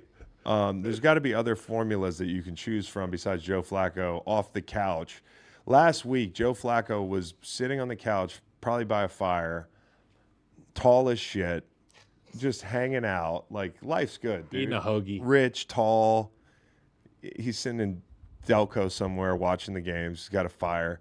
And then the next 2 weeks, you end up, I got to get on a plane, go play for the Browns, 3rd and 34 at the end of the game, getting banked into the fucking into the goalpost by Aaron Donald. Like, how did we get here? So on one hand, it's pretty incredible that this guy came out, he got both tastes of the NFL. If you forgot what it feels like, that opening drive was incredible, dude. That 3rd and 14, he hit to Cooper. I was like, oh my God, they're going to win the Super Bowl with Joe Flacco. And then the end of the game, 3rd and 34, getting banked by Aaron Donald. That's the duality of man there. If I'm an O lineman on that team and we sign Joe Flacco and I'm on the Browns, I'm thinking, okay, we're going to pound the rock. We're going to pound the rock, and we're going to get him with play action shots. He's going to turn his back, and boom, he's going to turn to the defense and make his strikes. But then you go out and you throw it that many times. I'm like, I think I want the other guy back in there. No, I mean, I like, hate pass block. if they can find a happy medium between what you saw yesterday and their normal operation, and the Rams, they look like a good, solid football team right now. McVay might be coach of the year. I can't keep track of all the coaches of the year, but he might, America's team, all the coaches of the year, because McVay has turned this team into a team that's got a 50-50 shot. And I was right to say this, because I still don't think, like, I said they should be selling at the beginning of this season. Them going 500 doesn't disprove that. Yeah. But them going 500 or better is pretty fucking impressive. And Sean McVay deserves a lot of credit for that. Not only to say, hey, I'm coming back to coach, and, like, you know, he was this close to not doing it last year. Obviously, he's all in, and obviously he's gotten the most out of this team. They stopped the run yesterday. The defense is standing up in some big spots. Kyron Williams looks good. So it's clear to me that McVay and Stafford have, you know, that they complement one another greatly. Yeah. And I feel like Stafford has found the fountain of youth there. You watch him in his drop, and a lot of times you talk about throws and mobility, but just the way a quarterback looks in his drop, the activity of his feet, the poise that he has. Stafford looks as good physically as I've seen him look, and when he's throwing the football, it's evident that he's one of the best natural throwers of the football in the league. Yeah, no question. So those two guys paired together, it's scary. And and Puka going over 1,000 yards. After Nate pointed out to me, he thought he broke his collarbone. He left the game with a clavicle injury, and the way he was walking out, I thought he was gone. It's common to when people he walk reminds out and me they of hurt their Danny collarbone. Amendola, not in a way that, like, they're not the same player, but when he walked off the field with that chest injury and then came back, I was like, it just takes elite toughness. He came back, was making plays. How dependable and fearless the first he catch is. he caught, the way he was getting it up the sideline, he's swinging both of his arms, where it was just like, yo, what clavicle was just hurt? Yeah, dude. None of them. Vitamin T took care of that. Vitamin T. So the bottom line, as I say 15 times when I'm trying to get out of a segment, is that the Rams are a good, solid team. They're tough out. They're going to Baltimore this week, catching 7 points. But they played themselves in a situation where they are in it in the NFC playoff picture. And looking at that, we've already talked about Green Bay. The Rams are 50-50 at this point. Let's look at the Falcons here, because the Falcons just won a rock fight of epic proportions. It started 2-0. Hesse got blown up by a fucking DB on the goal line. And I'm like, your fullback's just getting plowed by a guy that wears, like, tight clothes to the stadium. Okay? That can't be happening. But it happened, and you find yourself down 2-0 in this game, and it's kind of like, damn, are we in for it with the Jets? But they took control of that thing. I got to give credit to that defense. I think I read this right. 21 straight drives, no touchdowns. And for a defense that I thought was on death's door a couple weeks ago, that Josh Dobbs implosion to me was like, oh, my God, you guys, not serious. Jesse Bates has been huge for them. That kid, 17, has had like 6 sacks the last 6 weeks. Okay? He is balling the fuck out. There are guys stepping up for them. Yeah, there's guys stepping up for them. This is the one I didn't get to watch. This is the one where I'm going through security. Well, I watched this game, Kyle, and it was But ugly. I also had to work later. You don't need to rewatch it, Kyle. I had to work later. This fell into that time slot. Desmond Ridder threw his first U.S. road touchdown.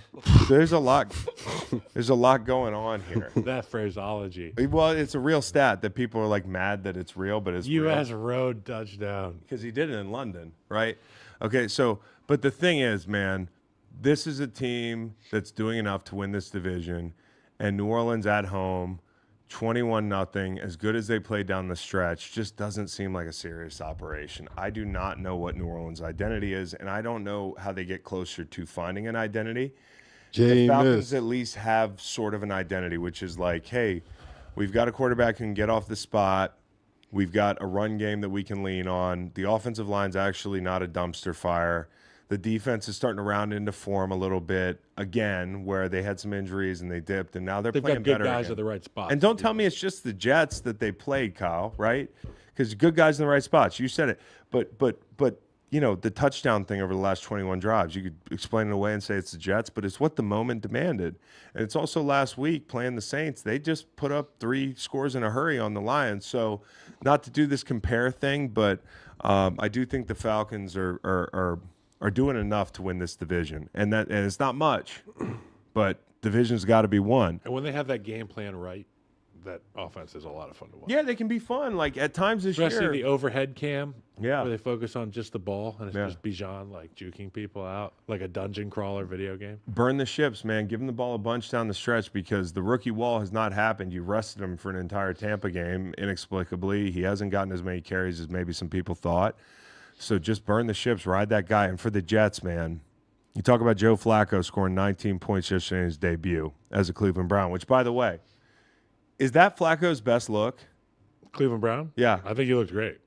Like I think aesthetically? Oh, looks yeah, iconic. for sure. That's his best look. Yeah, because, yeah. Not even yeah. close. That Ravens look, Yeah, not for and him. it hurts Ravens fans to hear because he won a Super Bowl with you guys. But not for him. It's also so funny that people in the AFC North now have to root for Joe Flacco after all those years. Their baby. So, anyways, the Jets, man, if they had Flacco scoring 19 points a game, they'd be 8-4. Okay, they have more first quarter safeties than touchdowns. That's from Reed. Imagine if they had RG3. Well, They'd be yeah. 12-1. You saw him? Did you see him run down that fucking hill? Yeah, with Dabo beat him. What's the Pats total week 18 when they play? Jets and Pats. 23? I was going to say 28 17. I mean, let's see how low it can go. And Kyle, to come back to the Aaron Rodgers thing, you see the Rappaport tweet I put in Gem Pop, No. our group text? I don't know if somebody can pull that up and read me the headline. And I don't know if somebody can get back to I it. have to mute that chat on Sundays. Well, listen, this is what I sent when I woke up because I read this Ian Rappaport. Anytime you see Ian Rappaport or somebody write a tweet, you know, or Schefter on an injury, like this guy was playing through a broken thumb and a thing on his way to 2.5 sacks and 3 tackles. The guy's PR firm wrote that. Yeah. And the same thing with Rappaport. The tweet said, it was a triumphant week for Jets quarterback Aaron Rodgers, who returned to practice just 11 weeks after Achilles surgery. Unprecedented. Yet it's still appearing unlikely that he'll play in a game during the 2023 season. My story on Rodgers' recovery. So somebody's going Written to by Aaron Rodgers. Somebody's going to tell me that I'm a hater because I'm going to say again that he's not coming back. He's not. He's not. Thank you. Is that all? He's not. Well, it's at this point in the season, he's not. No. He's not. Period. That's the point. no, what I'm it's, saying. No, whether or not they were winning or not, he's not coming he's back. he's a clout chaser. He won the Wow, that's hate. I'm he saying, wanted to That's stay hate. in I'm the not media. saying all I'm that. saying he's an athlete. He wants to prove his worth as an athlete. He's 40 years old. It was his birthday yesterday. There's a lot of things that he's trying to prove, not only to himself, but Jets fans and the haters I'm gonna go out there and prove this. Or look- So I'm going to take my recovery as seriously as I can. I'm going to get back on the field, and when I do get an opportunity to feel 100%, I'm going to dominate. And it's going to be in 2024. I not cannot wait to 2023. see him back on the field, Kyle. But the thing that I've Football's been better getting, than Aaron and Rodgers. Aaron has no control over this, right? Other than maybe not throwing the ball at all or like acting like he might come back. But a lot of people jump out of the gym on this thing, and I hope it's not including the Jets and their players because like there's no false hope to be peddled here. Like let's not do this. He wasn't coming back. He's not coming back. And anybody that says he is, and this is the thing, with that tweet, you still get the guys that are like, he still won. Modern miracle. Where's the miracle? It's not a miracle to talk about it. You actually got to come back. I think No, I think medically it's showing that, in the past, if you have injury like him, that he's doing more than what we've been used to seeing at this 40. point. At this point in time, that's Because it. it's ill-advised. What do you mean? Maybe. What do I mean? I don't need it's Which because part of it? It's ill-advised to be out there doing all this. I mean, that's on the Jets? That's the Jets. I know. That's on them and their But medical the point staff. I've been if making they- all year to you guys. So we had the hilarious 6 minutes, funniest segment on Green Light of you guys being just dumbfounded that I would say he wouldn't come back. The only reason we're talking about Well, this you're is dealing in absolutes. He's already back at practice. You didn't have him coming back Let to him know. practice at least. If Let him know. I had told you that this is not a win, Kyle. But hear me out. This is not a win. Hear me This out, is though. I understand unbelievable. where you're coming This is from. unbelievable. This It's not argument's great. unbelievable. This is great. But I'm saying if week 4 or whenever we had that conversation, Mm-hmm. 3 weeks removed from him tearing his Achilles, if I said he'll be back at practice, You didn't say that though. You if, said back but at the a word game. is if You said back at a game. in a game. You guys said he'll be but back. he at a would game. have to get practice regardless. Okay. Okay, I guess we're done here. We got Reed just moved us on. That was great. This is great. You're a hater. It's the dumbest. You're a hater. No, I'm a hater. Dude, you're jumping out of the gym. I'd pump fake you. I'm making it if I clear was, if that we were- it's very impressive what he's done at 40 to come back and be in practice and to be moving like he has. That's all I'm saying. He's not going to play in a game. Medical It would be documentary. ludicrous and so dumb for him to try to play in a game One of with my- the team not being in the playoffs. Look, If medical. they were 8-2, I would say fuck it. medical documentary Yeah. with dolphin sex sounds coming soon, guys. Okay, I can't wait. I would say fuck it if they were a can't wait. playoff caliber team. I can't wait. I can't Me wait. either. You guys were trolling me earlier this year about Rodgers. Now I'm trolling you. That's all. That's where we are. I got my stance This out. is good. All right. So Chargers and the Patriots. My God, dude, This is bad. the drops in this game. Like Drop it like it's hot. they won. Chargers won, but unfucking believable. Some of these drops late in the game. It's like somebody's writing this script for the Chargers, charging, and they still won the game. But like Quentin Johnson, Is that the lowest same scoring place game on the ever? field? No, it's not. Admin, jugs machines.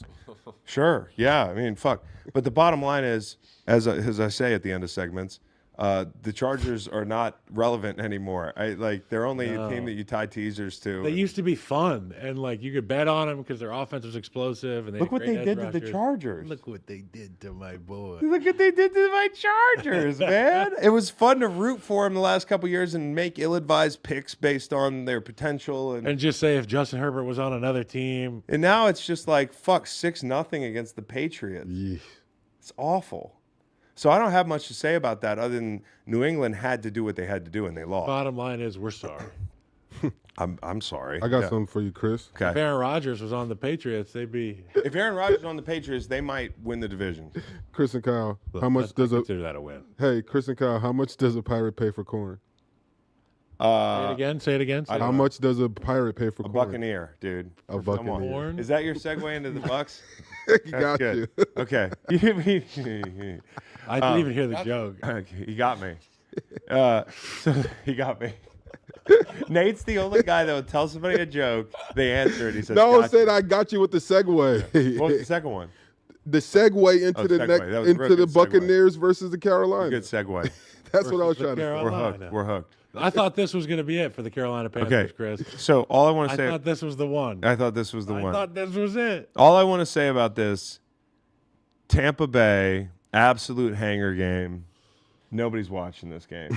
And Mike Evans. It's an Area 51 game because Mike Evans is there and he's extraterrestrial. And Mike Evans going over 1,000 yards 10 years in a row.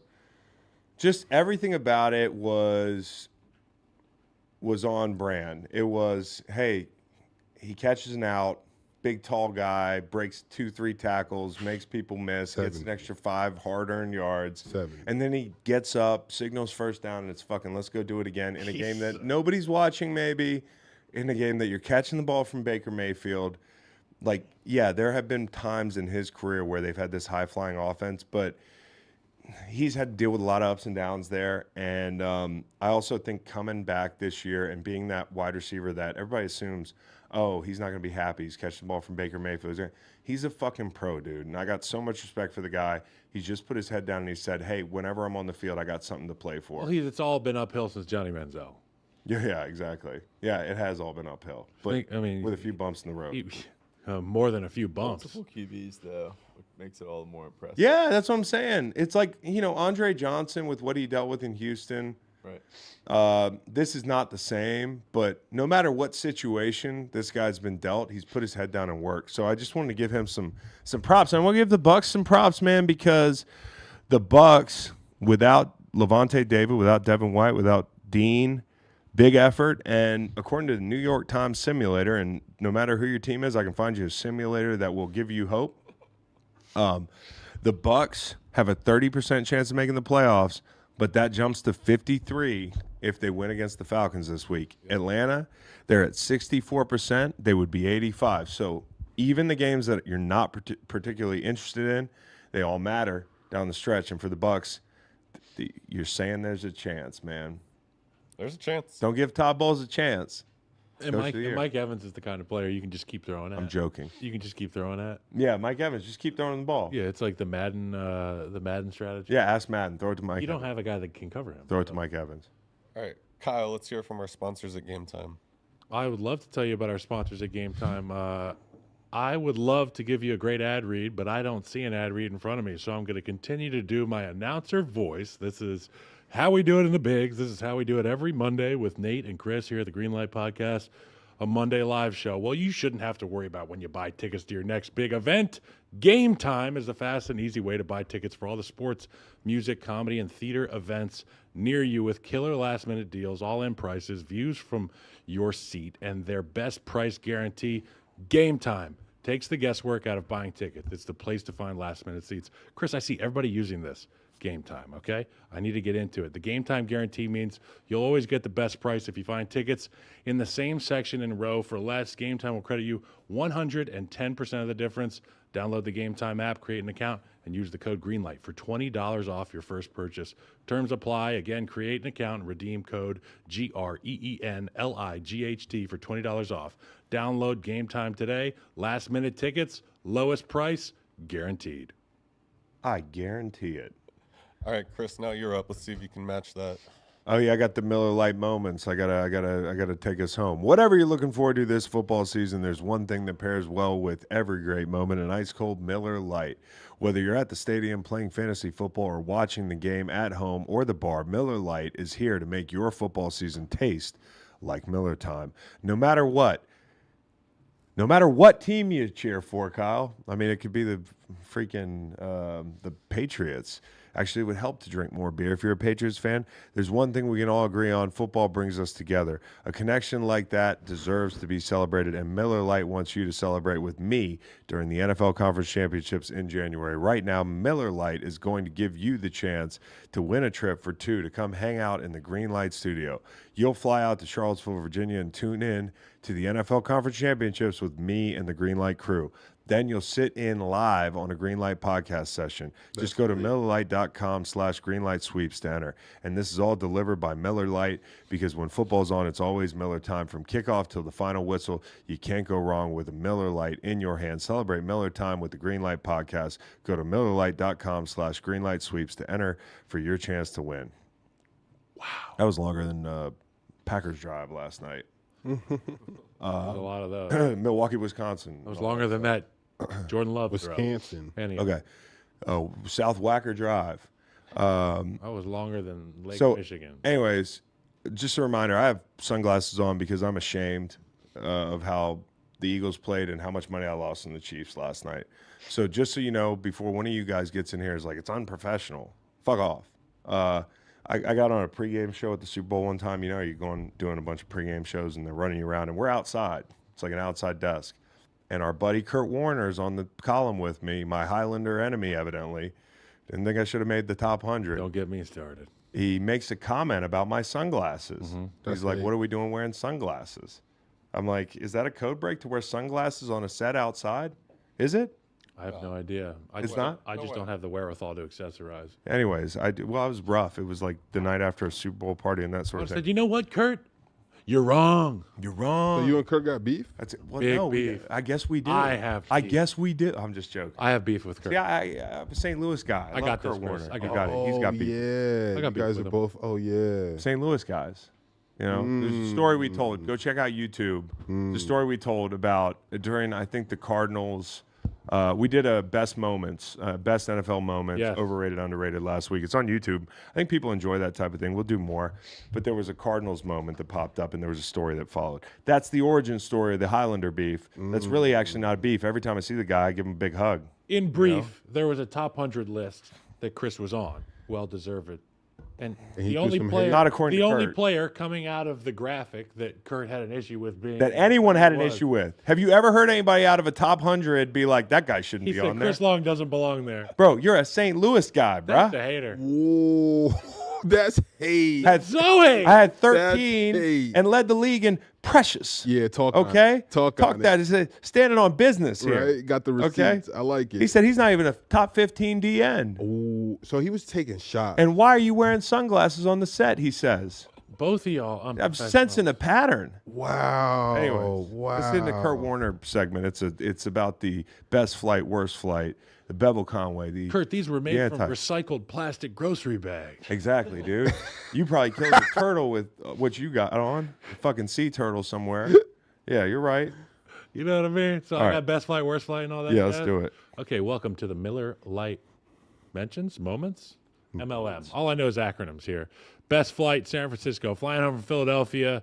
It's a little bit chalky here, but proving yourselves on the road in the most raucous road environment in football. It's a long flight, but the memories you make on a plane ride after these kind of wins, they last a lifetime. Everybody on that plane's got a nice bag on something, and there's a lot of laughs, I'm sure. I don't even know if that game hurt. As we know, that yak is probably going around. That's illegal What? to drink on NFL property, That's what they including a say. team play. Okay, That's what they say. Nate, he's moving going to on. get you. Moving on. He's like Smokey the Bear for team playing. Best flight. Best flight. Snitch level of high today. Best flight, man. I don't know. I couldn't get here.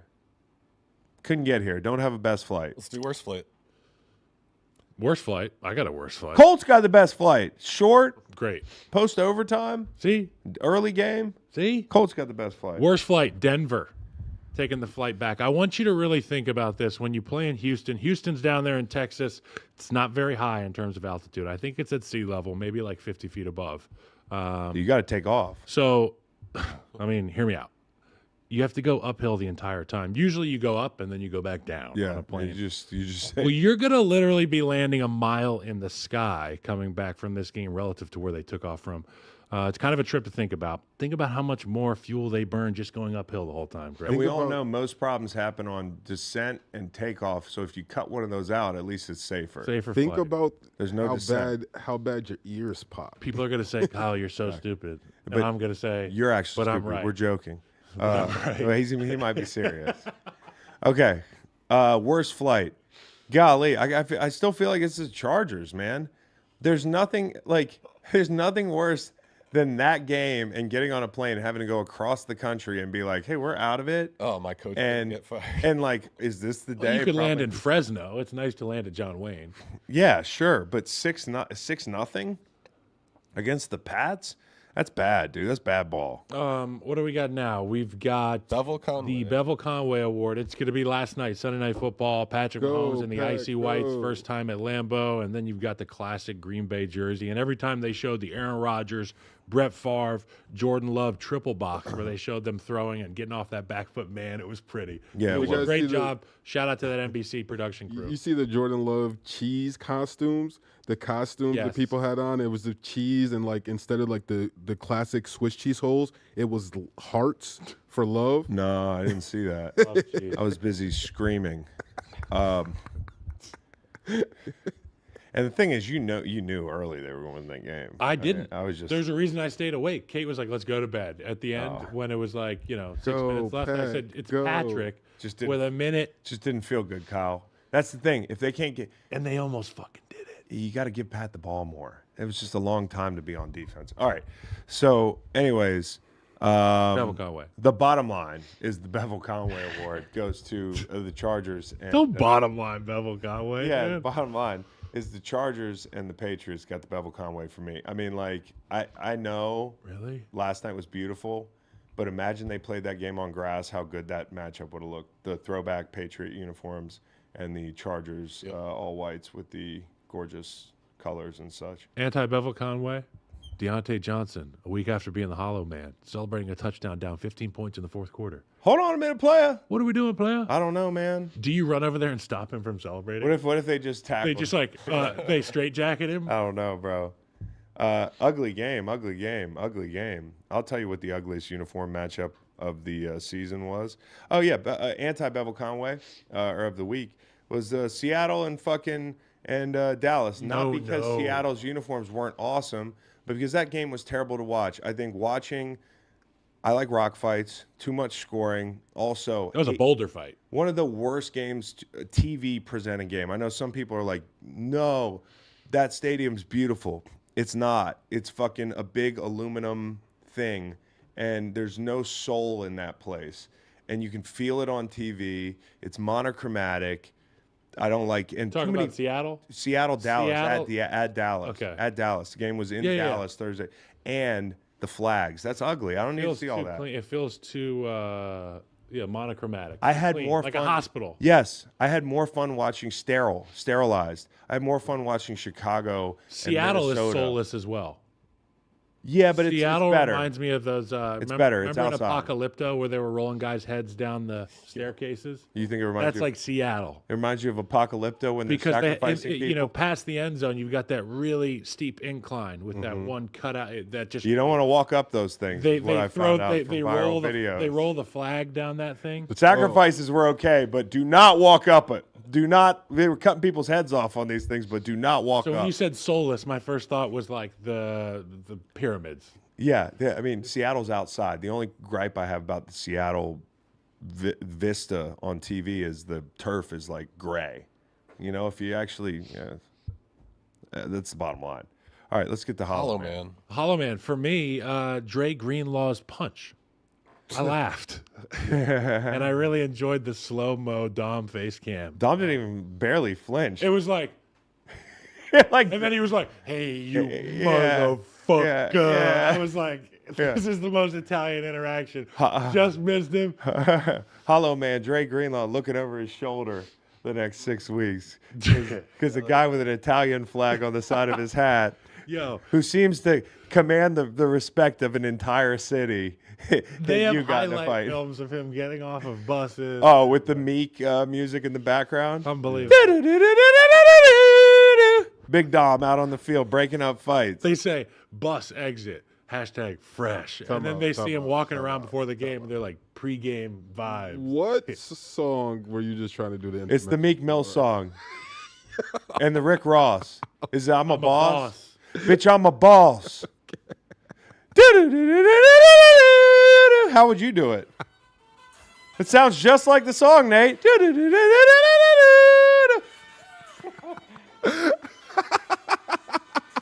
Every time that song comes on, Dre Greenlaw. Look, I be riding through my own hood. New whip. Dre Greenlaw is gonna be. They're gonna be doing Stretch, and the Stone Cold music comes on, and then My God, that's Dom's music. Dom walks out of the fucking San Francisco indoor, and he's got to see him. I think it's Frank Sinatra that plays. Yeah. Yeah. Okay, Hollow Man. Me. Yeah? Yeah, the Chiefs are gonna win the game. Let's not worry about the Chiefs. Hollow Man. Me. Hollow Man. No, honestly, Hollow Man. I'm gonna go. Hollow Man. The holder. Yeah, Yeah, Tannehill could get it. the whole linebacking core for the Philadelphia Eagles, and Ryan Tannehill. Sure. Yeah. Hollow Men. St. Louis Memorial / Frank Gore Award. It's going to be a two-way tie. Nico Collins, Sam Laporta. Both guys stepping up in a big way for their quarterbacks. He was awesome yesterday. I think it was 190 for Nico Collins, 191, and then Laporta had what, like 150, 160, something like that. Yeah, I've got a tie too, Kyle. I'm going to give this to the guy in New Orleans who probably had a compound fracture who was doing the chains. Nick Piazza. It was like, Nick Piazza? Yeah, dude, if you retweeted that, if you quote tweeted that, if you put the injury from that game, you're a shitbag. you're going to hell. Same with all these accounts now and you know who you are. You know who yous are. And Greenlight will never do this. Stop sharing compound fractures on my timeline so you get clout. Stop doing it. Stop reaping the impressions of injuries where I see a guy's leg sideways. If I see it on accident or if I seek it out, then fine.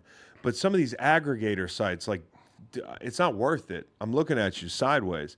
Okay. So this poor guy, whatever we can do for you. All right. What's his name? Nick Piazza. Nick. We were heartbroken to see your leg snap in half on the side of it. And You were leg broken. We were heartbroken. Yeah, Kyle.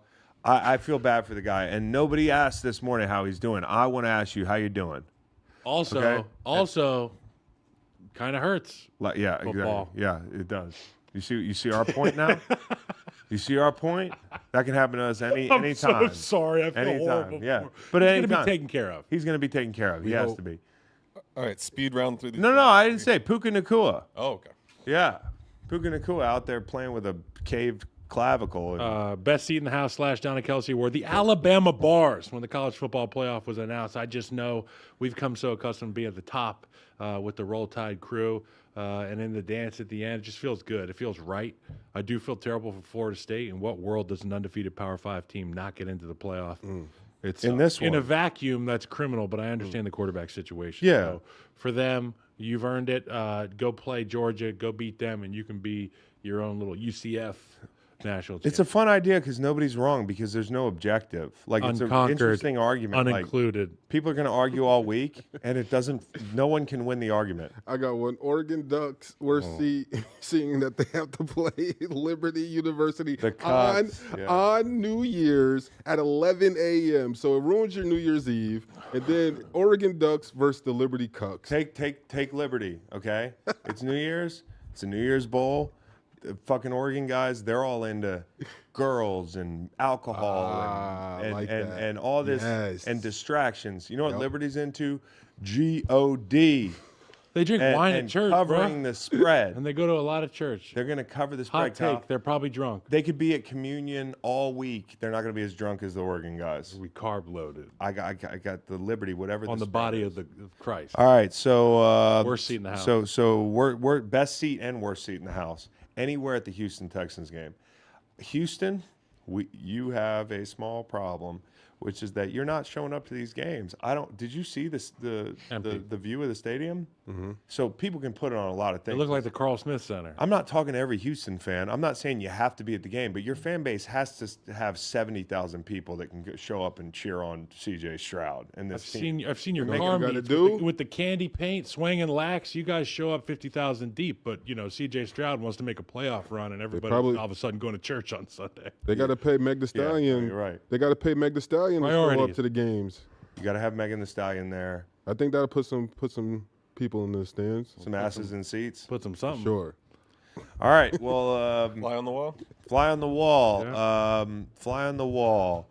What's going on with the Jets? What are they going to decide to do? Like what are we doing? Trevor Siemian, Boyle. It almost feels like Zach Wilson's better. What are we doing? Might be. Are you going to draft a quarterback? That's a big question. Fly on the wall. What's going on in New York? Because now you're in this big sandwich of a bunch Where of are they going four-win to teams. pick? Who looks less likely to win a game, the Jets or the field? Like, I'm just telling you, watch those games yesterday. If you had no knowledge of the football teams and you were just zapped from outer space and you were like, who's the worst team on the field? It's probably the Jets and the Pats. And the Pats have a head start on them, but you could be picking in the top 2, 3. Maybe in the Alabama flag just fell down off the wall with no warning. That's not That's good. a They're bad owned by sign. America's team. That's a bad sign. You got to bet whoever they're playing. Like I said, Michigan's going to roll Michigan. tide them. You got to bet Michigan. Oh, no. Is that a fact? So in your hair. the bottom line, guys, is I don't know what the fuck the Jets are doing. I don't know what the Jets are doing. Are you drafting a guy? Or are you going to run it back with Aaron? Or are you just going to draft a position player? Because when Aaron retires in a year and rides off in the sunset after a great year, what are you going to be? It's a lot of eggs to put in this basket. What else we got here? Fly on the wall. Patriots locker room after It's a done. 6-0 loss. MVP. That's what I did. Game ball. Kyle Shanahan. Okay, MVP. MVP. Me. MVP Brock Purdy yesterday. He had the best game and the biggest game. That team, there was a lot that went into that besides just Brock Purdy, but you got to give him his credit. And I have a Little Caesars ad. Fax, did you have a viral moment? I do have a viral moment. My viral moment, Facts viral moment of the week is going to Ime Udoka. That's how you say it? Adoku. What? Udoka, yeah. Adoke. Is it versus- Adoke? He just changed. Is it really? Udoka. Adoka. Ime Udoka. Ime Udoka versus LeBron James, and them having a verbal back and forth where Ime calls LeBron a bitch, and LeBron tells him, don't use that word so lightly, So loosely. so loosely. Is that what was said? Yes, And then he said, quit bitching and get out and play. and he got then ejected for that. LeBron, and then he said back to LeBron, "What are you gonna do about it?" And then like it got kind of like they were gonna get into He a didn't flinch fisticuff. at all. No, he No. didn't, and that's why I think they called the text. Because they're like, But- they're going to fight if we don't. But like as I was talking with Matt before this, I think it's funny just the thought of maybe some like disdain some older basketball like retired guys might have seeing For LeBron, LeBron because of the new NBA. still doing it, Yeah. starting Yeah. while you've been through the range to become a head coach and you're still competing and losing against him. That's probably a crazy feeling. Oh, All right, Monday Night Football. After I get through this Little Caesars ad read, Monday is still game day, and game day is the perfect pizza day. So make Little Caesars, the official pizza sponsor of the NFL, part of your game day. Order online during our Pizza pregame 1 hour before and 3 hours after NFL kickoffs, plus all day Sunday, to have your NFL game day covered. Choose your favorite Little Caesars pizza or pick what toppings you crave. It's a pizza win. And speaking of winning, Kyle, everyone scores. Everybody scores with a convenient delivery or our in-store pizza portal pickup. So grab some friends, order your Little Caesars, and enjoy during the games. Real quick, who you guys got tonight? Cincinnati at Jacksonville. 9.5 under point Jacksonville, spread. minus 9.5. Yeah, under in Jacksonville. I got Jacksonville, Trevor Lawrence, 2 anytime touchdowns. Chances are I probably just make a really ill-advised Jacksonville bet, like for a lot. Duval. Oh. Thanks everyone in the chat. Thank you. Appreciate it. Go football. Take Have care. a great week.